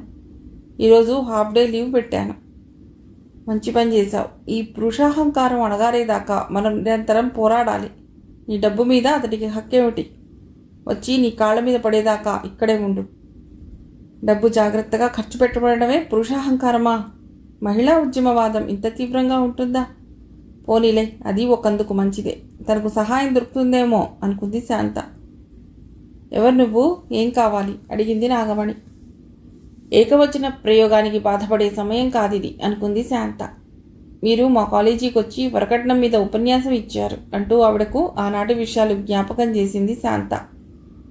నాగమణి ఇంకా చెప్పేదేమైనా ఉందా అన్నట్లు చూసింది. ఆనాడే నేను నా ఫ్రెండ్స్ వరకట్నం లేకుండా వివాహం చేసుకుంటామని ప్రతిజ్ఞ చేశాం. ఉద్యోగాలు చేస్తే సమస్య ఉండదని మీరు చెప్పారు. మమ్మీ పడుకుంటున్నాను, డిస్టర్బ్ చేయకు అంటూ లోపల నుంచి కూతురు అరిచింది. పద ఆఫీస్లో మాట్లాడుకుందాం అంటూ నాగమణి శాంతను ఆఫీస్కి తీసుకెళ్ళింది. బంగళా నుండి దూరంగా 4-5 రేకు షెడ్లు కట్టి ఉన్నాయి. వాటిని ఆనుకుని ఒక చిన్న డాబా ఉంది. అందులో ముందు గది విజిటర్స్కి, లోపలిది ఆఫీస్కి కేటాయించి ఉంది. ఆఫీసులో కూర్చున్నాక నాగమణి శాంతతో, మంచి నిర్ణయం తీసుకున్నాం. ఈ పురుషాధిక్య సమాజంలో మనమంతా కలిసి మార్పు తీసుకురావాలి. నీకు నా అండదండలు ఉంటాయి అంది.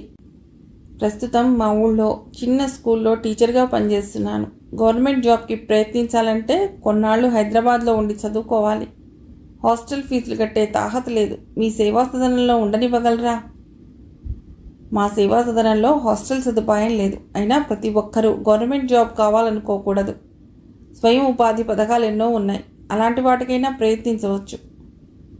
స్వయం ఉపాధి పథకంలో తను ఒక గొప్ప వ్యాపారస్తురాలైపోగలిగితే అంతకన్నా కావాల్సిందే ఉంది. శాంత నాగమణి వైపు ఆశగా చూసింది. ఇలా చూపిస్తాను అంటూ నాగమణి శాంతను పక్కనే ఉన్న రేకుల షెడ్ వైపు తీసుకెళ్ళింది. చూడు, వీళ్ళంతా కూడా నీలాగే ఈ పురుషాధిక్య సమాజం చేత వంచితులే. వివాహం కాని వాళ్ళు, వివాహమే భర్తలు పెట్టే కష్టాలు భరించలేక వచ్చేసిన వారు, భర్తలు వదిలేసిన వారు, వితంతువులు, ఇలా ఎందరికో ఇక్కడ ఆశ్రయం ఇస్తున్నాను. ఎవరి కాళ్ళ మీద వాళ్ళు నిలబడగలగాలి. అప్పుడే స్త్రీ జాతి చైతన్యవంతమవుతుంది. నాగమణి ఉపన్యాస ధోరణిలోకి వెళ్ళిపోయింది. శాంత చుట్టూ గమనించి చూసింది. కొందరు అప్పడాలు ఒత్తుతున్నారు, కొందరు బట్టలు కుడుతున్నారు, కొందరు పిండి విసిరుతున్నారు. ఈవిడ దృష్టిలో స్వయం ఉపాధి అంటే ఇటువంటి పనులా? కిలో పిండి అప్పడాలు ఒత్తితే రోజుకి 10 రూపాయల దాకా వస్తుంది. కొందరు అమ్మాయిలు ఇంటింటికి వెళ్ళి అప్పడాలు అమ్ముతారు. పెట్టుబడి నాది, లాభం వాళ్ళదీను. లాభమా? ఎంత చక్కటి మాట వాడింది. స్త్రీలను మర్యాదపూరిత బానిసత్వంలోకి దింపడమా మహిళా ఉద్యమం అంటే? సంఘంలో ఈవిడకి ఎంత గౌరవం. నేను BA BEd చేశాను. నెలకు 600 దాకా సంపాదిస్తాను. ఏదైనా మంచి ఉద్యోగం సంపాదించుకునే ప్రయత్నంలో ఒక్క మహిళా ఉద్యమ నాయకురాలిగా నాలాంటి మధ్యతరగతి అమ్మాయికి సహాయం చేస్తారనుకుని వచ్చాను. శాంత ఆవేశంగా మాట్లాడి గేట్ తీసుకుని బయటకు వచ్చింది. ఆ రాత్రే వనజతో వెళ్ళి వస్తానని చెప్పి రైలెక్కి ఇంటికి వచ్చేసింది. హాల్ టికెట్ దొరకడం శుభసూచకం అన్నారు రాఘవరావు గారు శాంత చెప్పిందంతా విని. కష్టపడి చదివి పరీక్ష రాయమ్మా, తప్పక పాస్ అవుతావు అంది జానకమ్మ. శాంత క్యాలెండర్ చూసింది. ఇక వారం రోజులే ఉన్నాయి పరీక్షలు. శ్రద్ధగా చదివి ఏలూరు వెళ్ళి పరీక్ష రాసింది. ఇంటికి వచ్చి తల్లికి తండ్రికి ఈసారి పాస్ అయ్యే అవకాశం ఎక్కువ అని చెప్పింది. రాఘవరావు దంపతులు తృప్తిగా నిట్టూర్చారు. 4 రోజుల తర్వాత లైబ్రరీకి పేపర్ కోసం వెళ్ళిన శాంతతో క్లర్క్, శాంత ఈ వార్త చూడమ్మా అన్నాడు. సర్వీస్ కమిషన్ నిర్వహించిన పరీక్షల్లో చాలా సెంటర్లలో అవకతవకలు జరిగినందున పరీక్ష తిరిగి నిర్వహించబడుతుందని వార్త పడింది. శాంత కుప్పకూలిపోయింది. ఇంకోసారి రాసి పాస్ అవుదు గాని అన్న క్లర్క్ ఓదార్పు ఆమె చెవిన పడలేదు. సాయంత్రం ఇంటికి వచ్చిన తర్వాత శాంత జానకమ్మకు విషయం చెప్పింది. జానకమ్మ నీరుగారిపోతూ, ఇంకోసారి మళ్ళీ ఇంత చదవాలి, ఏలూరు దాకా ఛార్జీలు పెట్టుకుని వెళ్ళి పరీక్షలు రాయాలి అంది. ఇంతలో గుమ్మంలో రిక్షా ఆగింది. సీతకాని మళ్ళీ వచ్చిందా భగవంతుడా అనుకుంటూ గుమ్మం వైపు చూశారు శాంత, జానకమ్మ. రాఘవరావు గారు రిక్షావాడి చేత అట్టపెట్టి లోపల పెట్టించారు. శాంత అట్టపెట్టి వైపు చూసింది. టీవీ ఉన్నట్లుందేమిటి లోపల? శాంత ఆశ్చర్యంగా తండ్రి వైపు చూసింది. లోపల టీవీయే ఉందిలే. అలా ఆశ్చర్యపోకు, ఏ లాటరీ టికెట్టు కొనలేదులే. చాలా ఏళ్ళు పనిచేశావు, ఇక విశ్రాంతి తీసుకో అంటూ మా మిల్లు ఓనరు 20,000 రూపాయలకి చెక్కు ఈ బ్లాక్ అండ్ వైట్ టీవీ ఇచ్చి ఈరోజే ఇంకొకరిని వేసుకున్నాడు. అదేమిటి నాన్న, ముందు చెప్పనక్కర్లేదా? కోపంగా అంది శాంత. నాదేమంత గొప్ప ఉద్యోగం అమ్మా. జానకమ్మ భయంతో వణికిపోయింది. ఇక మీదట శాంత జీవితం మీద బతకాలా? శాంతకి పెళ్ళి ఎలా చేయటం? భవిష్యత్తు అంధకారంగా కనిపించింది ఆమెకు. బాధపడకండి, ఎవరో ఎంకాం పాస్ అయిన అబ్బాయిట నాకన్నా 200 తక్కువకే చేయటానికి సిద్ధపడ్డాడు. ఆ నిరుద్యోగ యువకుడి వైపు నుండి ఆలోచిస్తే మా యజమాని నిర్ణయం సమంజసమే. నాన్న ఎప్పుడూ ఇంతే, ఈ అతి మంచితనం వల్ల ఆయనకు ఒరిగిందేమిటి అని విసిక్కుంది శాంత. ఇంకోసారి ఏలూరు వెళ్ళి పరీక్ష రాయడానికి ఛార్జీలు కూడా ఉండవన్న సంగతి కూడా ఆమెకు ఆ క్షణంలోనే జ్ఞాపకం వచ్చింది. తన జీతం మీదనే ఇక మీదట ఇల్లు గడవాలి. 6 నెలలు గడిచాయి. రాఘవరావు బావగారు కృష్ణారావు, చెల్లెలు రుక్మిణి వచ్చారు. మేనత్తను ఆమె భర్తను లోపలికి తీసుకువెళ్ళింది శాంత. రాత్రి భోజనాలు అయ్యాక మాట్లాడాడు కృష్ణారావు.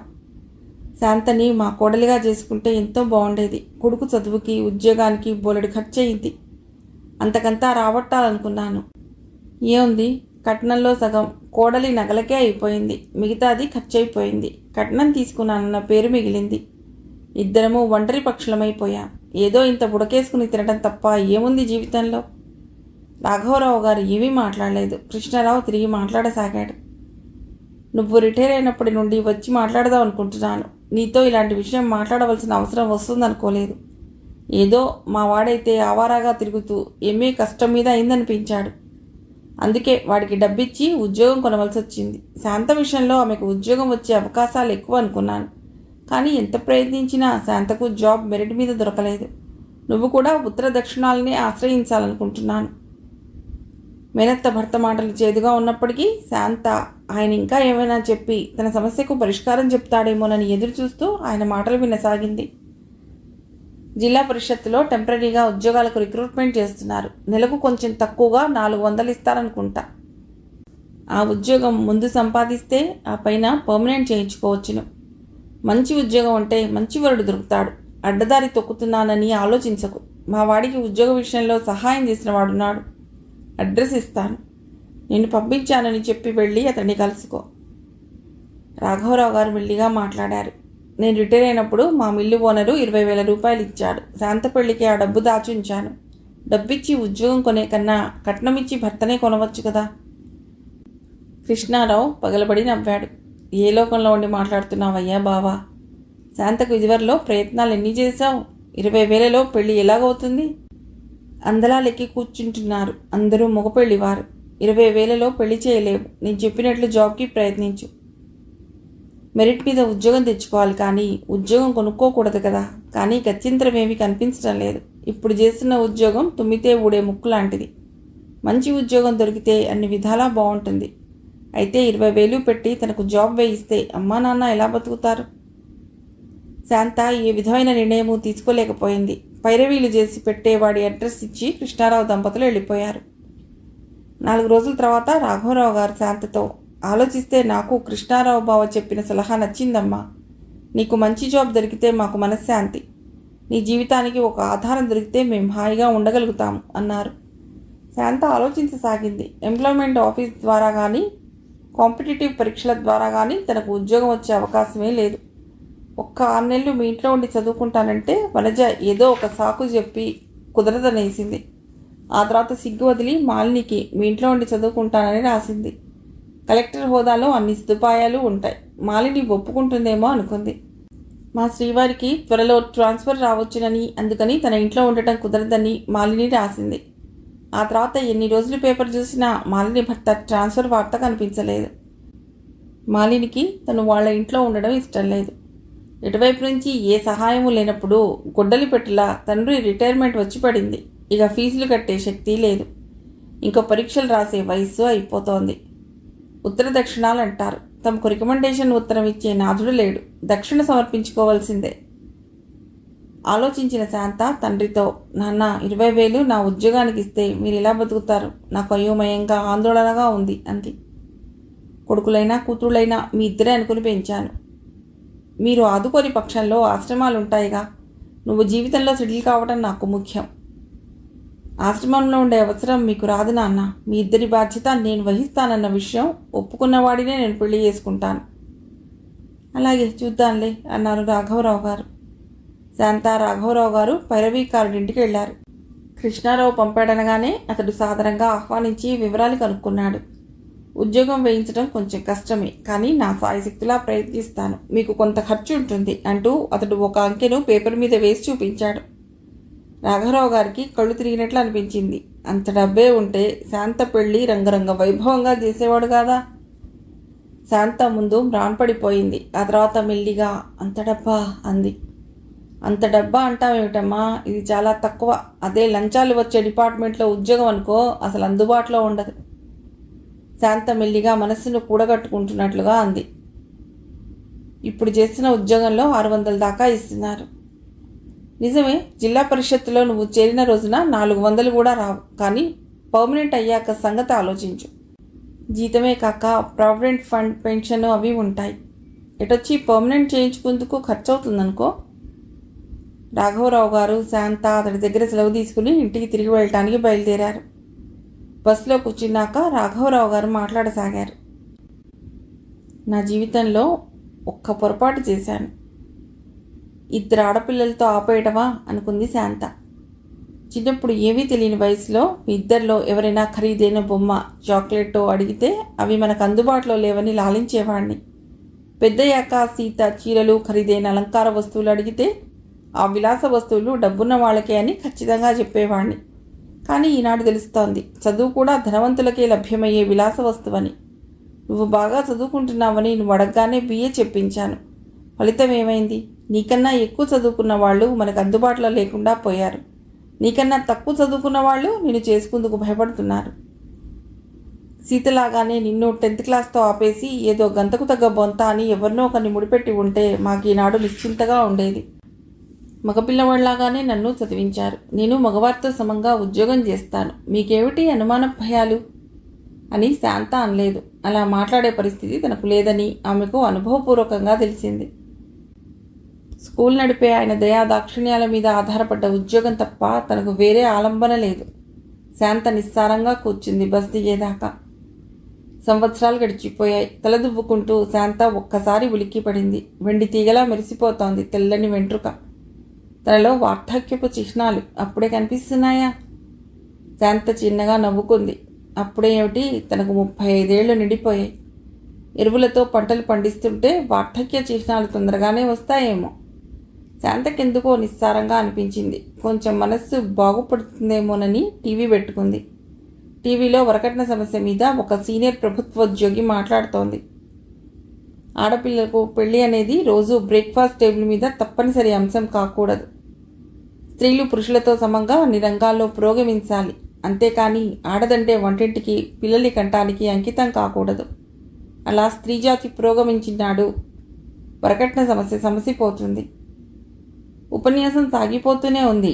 మాట్లాడే ప్రభుత్వోద్యోగిని జీవిత చరిత్ర తనకు తెలుసు.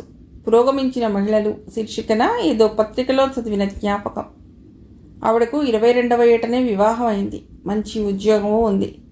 జీవితంలో అన్నీ అమరిన వాళ్ళు కబుర్లు ఎన్నైనా చెప్పవచ్చు. చెద్దన్నం తిన్నమ్మా, మొగుడాకలి ఎరుగదని తనలాంటి సామాన్య కుటుంబంలో పుట్టిన ఆడపిల్లల కష్టాలు వాళ్ళకి ఎలా తెలుస్తాయి? ఆడపిల్లలు పెళ్లి కోసం తహతహలాడిపోవటం వల్లనే సమస్య ఉందిట. పెళ్లి కాకుండా ఉండటంలోని కష్టాలు ఇవిడికిలా తెలుసు. మరోసారి టీవీ వైపు దృష్టి సారించింది శాంత.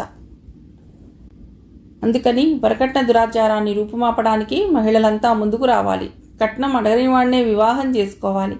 స్త్రీలందరూ ఉద్యోగాలు చేయాలి. వివాహమే జీవిత పరమావధి కాదు. టీవీని బద్దలు కొట్టాలన్నంత కోపం వచ్చింది శాంతకు. తనను తాను తమాయించుకుని టీవీ ఆపేసింది. తనది కాకపోతే తాటిపట్టకి ఎదురుడేకమన్నట్లు ఎంత చక్కగా చెప్తారు వీళ్ళు. ఉద్యోగాలు చేయాలట. ఎక్కడ ఉన్నాయి అందరికీ ఉద్యోగాలు? పోస్ట్ గ్రాడ్యుయేట్లు, డాక్టరేట్లు కూడా జాబ్స్ దొరక్క అల్లాడిపోతున్నారు. ఉన్న కొన్ని ఉద్యోగాలు ఉత్తర దక్షిణాలు ఉన్నవారికో లేదా బాగా ఫీజులు కట్టి కోచింగ్ తీసుకున్న వాళ్ళకో లభిస్తున్నాయి. ఎంత ప్రయత్నం చేసినా తనకు ప్రైవేట్ స్కూల్ ఉద్యోగం తప్ప దిక్కులేదు. ఆస్తి హక్కు వల్ల వరకట్నం పోతుందన్నారు. తన తండ్రికి పాత పెంకుటిల్లు తప్ప ఇచ్చే ఆస్తి ఏముంది? అది లేని వారెందరో. నిరుద్యోగ సమస్య పెరిగి దారిద్ర్య రేఖ అడుగున బ్రతికే జనసంఖ్య రోజురోజుకు పెరిగిపోతున్న సమయంలో ఈ ఉపన్యాసకులు చెప్పే విషయాలు సాధ్యమయ్యేనా?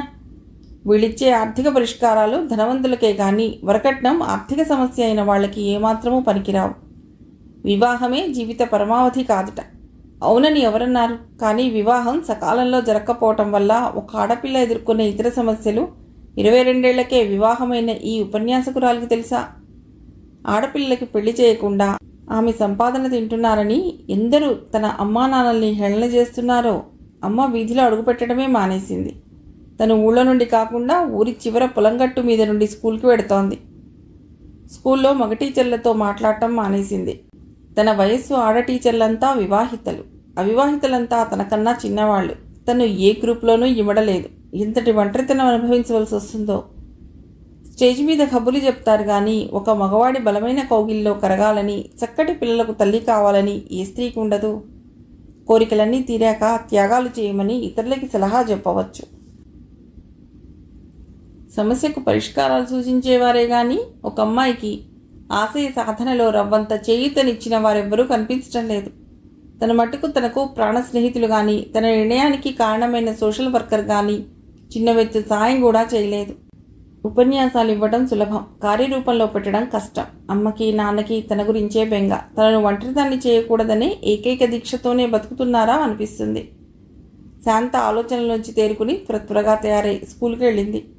స్కూల్ గేట్ దగ్గర ఎవరో 25 ఏళ్ల యువకుడు తనను తేరిపార చూసినట్లు అనిపించింది.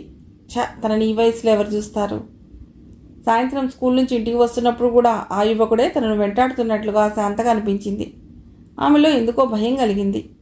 ఈ వయసులో తనను ప్రేమించానంటూ ఎవరు వెంటపడతారు? 18 ఏళ్ల పరువంలో ఉన్నప్పుడే ఎవ్వరూ తనను ప్రేమించాననలేదు. ఇతడెవరై ఉండవచ్చు? కొంపదీసి వ్యభిచార గృహాలకు అమ్మే బాపత కాదు కదా. దానికైనా తన వయసు దాటిపోయిందే. పని మనుషులుగా గల్ఫ్ దేశాలకు ఆడవాళ్లను పంపేవారేమో. ఎంత ఆలోచించినా శాంతకు ఏమీ అంతుబట్టలేదు. ఆ సంఘటన జరిగిన 2 రోజుల దాకా ఆమెలో భయం తగ్గలేదు. వారం రోజుల తర్వాత రాఘవరావు గారిని ఒకసారి వచ్చి తనను కలుసుకోమని ఆయన ఇదివరలో పనిచేసిన మిల్ యజమాని కబురు పెట్టాడు. తనను పిలవవలసిన అవసరం ఏమిటో అనుకున్నారు రాఘవరావు గారు. బహుశా తన స్థానంలో పనిచేసిన వాడికి మంచి ఉద్యోగం వచ్చి వెళ్ళిపోయాడేమో, తనకి మళ్ళీ ఉద్యోగం ఇస్తాడేమో. ఇస్తే చేయడమే మంచిది. శాంత సంపాదన మీద ఆధారపడనక్కర్లేదు. కానీ ఈ వయసులో తను చేయగలడా? రాఘవరావు గారు నెమ్మదిగా నడుస్తూ మిల్లి యజమాని ఇంటికి వెళ్ళారు. ఆయన తిరిగి వచ్చేదాకా శాంత, జానకమ్మ గుమ్మంలోనే కూర్చుని ఉన్నారు. విషయం ఏమై ఉంటుందన్న ఆతృత వాళ్ళని గుమ్మంలో నుంచి కదలనివ్వలేదు. రాఘవరావు గారు ముఖం వెలిగిపోతుండగా రిక్షా దిగారు. ఆయన వైపు ఆత్రంగా చూశారు ఆయన భార్య, కూతురును. శాంతకు సంబంధం చెప్పారు మా ఓనర్ గారు. వరుడి పేరు ప్రకాష్ రావుట. పెద్ద వ్యాపారస్తుడట. అతడికున్న మిల్లుల వివరాలు, కంపెనీలో షేర్ల వివరాలు చాలా చెప్పారు. అవన్నీ గుర్తుపెట్టుకోలేకపోయాను. ఎటొచ్చి అర్థాంతరంగా ఆగిన ఆయన్ను పూర్తిగా చెప్పమని జానకమ్మ తొందర పెట్టింది. అతడి వయసు 45 పైనే ఉండవచ్చుట. శాంత ముఖంలోకి చూస్తూ అన్నారాయన. శాంత చిన్నగా నవ్వి, నేనేమైనా బాలకుమార్ నా నాన్న అంది. అదొక్కటే కాదమ్మా, అతడి మొదటి భార్యతో విడాకులు తీసుకున్నాడు. ఇంకా సరిగ్గా చెప్పాలంటే ఆవిడే తీసుకుందిట. శాంత మొహం వాడిపోయింది. రాఘవరావు గారు ఇంకా మాట్లాడారు. కానీ మా ఓనర్ గారు చెప్పడం ఏమిటంటే ఆవిడే ఈయనతో సరిగ్గా ఉండలేక కోర్టుకెక్కి విడాకులు తీసుకుందిట. ఇతడికి ఏ విధమైన వ్యసనాలు లేవు. మొదటి పెళ్లి కూడా కట్నం లేకుండానే జరిగింది. అంత డబ్బున్నవాడు మన అమ్మాయిని ఎందుకు చేసుకుంటున్నాడో కొంచెం అనుమానంగా అడిగింది జానకమ్మ. గుణమే ప్రధానం అనుకున్నట్లున్నాడు. ఏ విషయం ఆదివారం పెళ్లి చూపుల టైంలో తెలిసిపోతుంది. నాన్న పెళ్లి చూపులకు కూడా ఒప్పుకుని వచ్చారా? ఇలాగోలా ఎవరికో ఒకరికి ఇచ్చి తనకి పెళ్లి చేయాలని ఆత్రత అంత ఎక్కువగా ఉన్నట్లుంది. చాలా కాలానికి ఇంట్లో పెళ్లి చూపులకు ఏర్పాట్లు జరుగుతున్నాయి. రాఘవరావు గారు హడావుడి పడిపోతున్నారు. జానకమ్మకి ఓపిక లేకపోవడంతో శాంతే స్వీటు, ఉప్మా చేసింది. బ్రష్ చేసుకుంటూ నిర్లిప్తంగా నవ్వుకుంది శాంత. 11 గంటలప్పుడు గుమ్మంలో పెద్ద కారు వచ్చాగింది. వీధిలో జనమంతా కుతూహలంగా చూస్తుండగా మిల్లు యజమాని ప్రకాష్ రావుతో లోపలికొచ్చాడు. శాంత కుతూహలంగా చూసింది. జుట్టు కొద్దిగా నెరిసినట్లుంది. ఇతరత్రా వార్ధక్య చిహ్నాలు, బాణలాంటి బొజ్జ, లోతుకుపోయిన దవడలు, గొంగడోలు వంటి మెడ ఏవీ లేవు. రోజు ఎక్సర్సైజ్ చేసే శరీరంలా ఉంది. దానికి తోడు వ్యసనాలేవీ లేవంటున్నారు కదా. మొదటి భార్య ఎందుకు వదిలేసిందో. మామూలు మర్యాదలయ్యాక ప్రకాశరావు రాఘవరావు గారితో, మీ అమ్మాయితో కొంచెంసేపు విడిగా మాట్లాడాలనుంది, మీకు అభ్యంతరమా అన్నాడు. రాఘవరావు కొద్దిగా తటపటాయించడం గమనించిన మిల్లు ఓనరు, ఈ రోజుల్లో ఇలాంటివన్నీ మామూలే, సందేహపడవద్దు. ప్రకాశరావు గారి మర్యాద విషయంలో నేను పూచి ఉంటాను అన్నాడు. తమ ఇంట్లో విడిగా మాట్లాడుకునే చోటు మాత్రమేది? మిల్లు ఓనరు మళ్ళీ కల్పించుకుని, కారులో మా ఇంటికి వెళ్ళవచ్చు అన్నాడు. మా స్కూల్ చూద్దురుగాని రండి అంది శాంత. స్కూల్లో అయితే ఎవ్వరికీ తెలిసే ప్రమాదం లేదు. ఆదివారం నాడు వాచ్మెన్ తప్ప ఎవ్వరూ ఉండరు. వాచ్మెన్ చాలా మంచివాడు. ఎవరి జోలి షొంఠి అక్కర్లేదు. ప్రకాశరావు వెళ్ళి కారులో కూర్చుని పక్కనున్న తలుపు తీశాడు. శాంతకు ముందు సీట్లో అతడి పక్కన కూర్చోవటం మొహమాటంగా అనిపించింది. వెనక సీట్లో కూర్చోవాలంటే కారు తలుపు తీయాలి. అంతవరకు ఏనాడు కారెక్కని శాంతకు కారు తలుపు తీయటం రాదు. ప్రకాశ్రావుని అడిగే ధైర్యం లేదు. చుట్టుపక్కల ఇళ్లవాళ్ళు చూస్తున్నారు. శాంత విధిలేక అతడి పక్కన కూర్చుంది. కారు కదిలి వెళ్ళిపోయింది. చుట్టుపక్కల ఇళ్లవాళ్లతో స్కూల్ ఇన్స్పెక్షన్కి డిఈఓ వచ్చారట. ఆఫీస్ పుస్తకాలు చూపించే పని శాంతకు ప్రమాయించారు అని జానకమ్మ చెప్పింది. ఎందరు నమ్మారో తెలియదు కానీ మాట్లాడలేదు. మధ్యతరగతిలో మిథ్యా విలువలు తప్పనిసరి. స్కూల్లో స్టాఫ్ రూమ్లో కూర్చున్న తర్వాత ప్రకాశ్రావు మాట్లాడాడు. నా గురించి మీకు చాలా తక్కువ తెలిసి ఉంటుంది. మీ ఆస్తిపాస్తుల వివరాలన్నీ మా నాన్నగారికి మిల్లి యజమాని చెప్పారు. అంతటి అగర్భ శ్రీమంతులు నన్నెందుకు చేసుకుంటామన్నారో తెలియలేదు అంది శాంత. నాకు ఈనాడు డబ్బున్న మాట వాస్తవమే, కానీ ఒకప్పుడు నేను మధ్యతరగతి కుటుంబీకుడినే. నా చిన్నతనంలోనే కట్నం లేకుండా పెళ్లి చేసుకోవాలని నిర్ణయించుకున్నాను. ఆ నిర్ణయానికి మా కుటుంబంలో జరిగిన విషాద సంఘటన కారణం. మా మేనత్తకు 2 ఎకరాల భూమి రాసిస్తామని చెప్పి వివాహం చేశారట. ఆ తర్వాత మా నాన్నగారు తాతగారు ఒకేసారి ప్రమాదంలో స్వర్గస్థులైనారు. ఆడవాళ్ళకి ఆస్తి హక్కు లేని కారణంగా ఆస్తి దాయాదుల పాలైంది. మా అమ్మ చాలా కష్టపడి నన్ను పెంచింది. ఆస్తి రాయకుండా మీ నాన్న చచ్చాడు అంటూ మా అత్తను ఆమె భర్త కుటుంబం వేధించేది. ఆ బాధ తట్టుకోలేని మా అత్త నూతిలో దూకి చచ్చిపోయింది. ఆ రోజుల్లో అది ప్రమాదంగా నమోదైపోయింది. ఆ కారణంగా నేను కట్నం లేకుండా పెళ్లి చేసుకోవాలనుకున్నాను. నా మాజీ భార్య ప్రియంవద మధ్యతరగతి కుటుంబంలో నుండే వచ్చింది. మొదటి సంతానం ఆమె. తర్వాత 4 అమ్మాయిలు 5 అబ్బాయిలును. నా ఆదర్శం నిలబెట్టుకున్నందుకు ఎంతో గర్వం కలిగింది. కానీ నాకు ఆనాడు తెలియని విషయం ఒకటి ఉంది. కోడలు తెచ్చే కట్నానికి ఆశపడే అత్తమామలే కాదు, అల్లుడి ఆస్తికి ఆశపడే అత్తమామలు కూడా ఉంటారని లేటుగా తెలిసింది. నా వ్యాపారం అభివృద్ధి చెందుతున్న కొద్దీ వాళ్ళ ఆశలు పెరిగిపోయాయి. కట్నం లేకుండా పెళ్లి చేసుకున్న నేను నా భార్య చెల్లెళ్ళు 4కి కట్నం ఇచ్చి పెళ్లి చేయాల్సి వచ్చింది. నా బావమర్దులకు బేవర్స్గా తిరిగినా నా కంపెనీలో ఉద్యోగాలు ఇచ్చాను. కానీ రాను రాను అందరి కోరికలు పెరిగిపోసాగాయి. ఖర్చు తగ్గించమంటే ప్రియంవదకు కోపం వచ్చి ఇల్లు రణరంగం అయిపోయేది. భర్తను కేవలం బంగారు గుడ్లు పెట్టే బాతుగా అనుకునేది ప్రియంవద.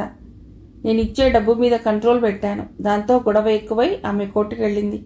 విడాకులు మంజూరు కావటానికి కొంత టైం పట్టింది. ఆ తర్వాత భరణం సెటిల్ కావటానికి మరికొంత టైం పట్టింది. ఒకే ఒక్క అదృష్టం, మాకు పిల్లలు లేరు. నాకు పిల్లల్ని కనాలన్న కోరిక ఆమెకు లేదేమో. ఈ మధ్యనే ఈ కేసు పూర్తిగా సెటిల్ అయింది. మీ మహిళా ఉద్యమకారులు స్త్రీలకు జరిగే అన్యాయాలు అరచి చెప్తారు. భార్యా బాధితుల సంగతి మాట్లాడరే. మహిళా ఉద్యమకారిని జ్ఞాపకం వచ్చిన శాంత కోపంగా, మహిళా ఉద్యమాల మీద వాటిని నడిపే వారి మీద నాకు సదభిప్రాయం లేదు. వారిని వెనకేసుకొచ్చి నేను మాట్లాడను అంది. ప్రకాశ్రావు నవ్వి మాట్లాడాడు. డైవర్స్ అయిన తర్వాత బంధుమిత్రులు నన్ను మళ్ళీ పెళ్లి చేసుకోమని చెప్పారు. ఈ మధ్యనే మిల్లు ఓనర్ల కాన్ఫరెన్స్ అయ్యింది. అక్కడ చాలామంది మళ్ళీ ప్రయత్నం చేయరాదా అని అడిగారు. ఒకసారి జరిగింది తెలిసే మీరు మళ్ళీ ప్రయత్నం చేయమంటున్నారా అన్నాను. ప్రతిసారి అలాంటి వాళ్ళే దొరుకుతారా ఏమిటి? ఈసారి మంచి అమ్మాయి దొరకవచ్చు కదా అన్నారు. అయినప్పటికీ తప్పించుకుందామని నాకెవరిస్తారు పిల్లను అన్నాను. నీకేమిటి తక్కువ? చదువా, అందమా, గుణమా, డబ్బా అన్నారు. అన్నీ ఎక్కువే. అన్నిటితో పాటు వయస్సు ఎక్కువే. 16 ఏళ్ల అమ్మాయిని చేసుకుని ఆ అమ్మాయి జీవితాన్ని నాశనం చేయను అన్నాను. నేను వివాహానికి వ్యతిరేకిని కాననుకుని నా వయసుకు తగిన అమ్మాయినే వారందరూ సూచించారు. అందులో మీ పేరుని మీ మిల్లు యజమాని చెప్పారు. ఈరోజు మిమ్మల్ని చూడటానికి ఏర్పాటయింది.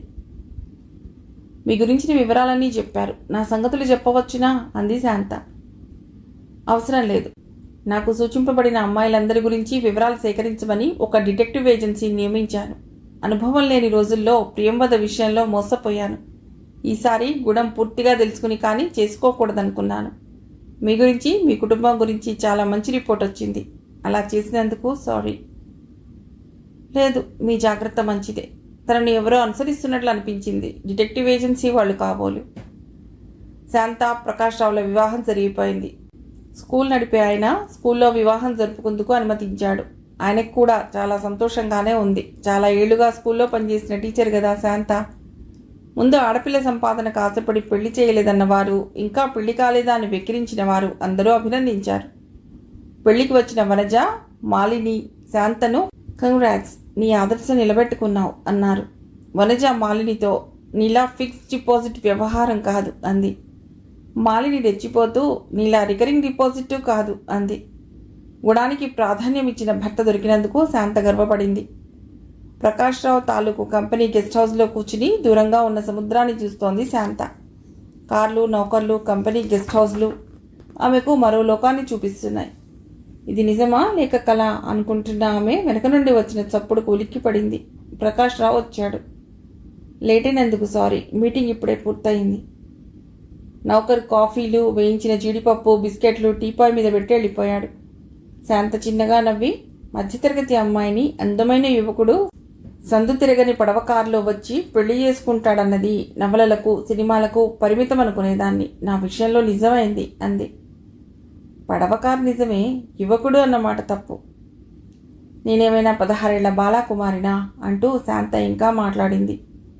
అవసరానికో ఆశయ సిద్ధికో కట్నం లేకుండా పెళ్లి చేసుకోవాలనుకున్నాను.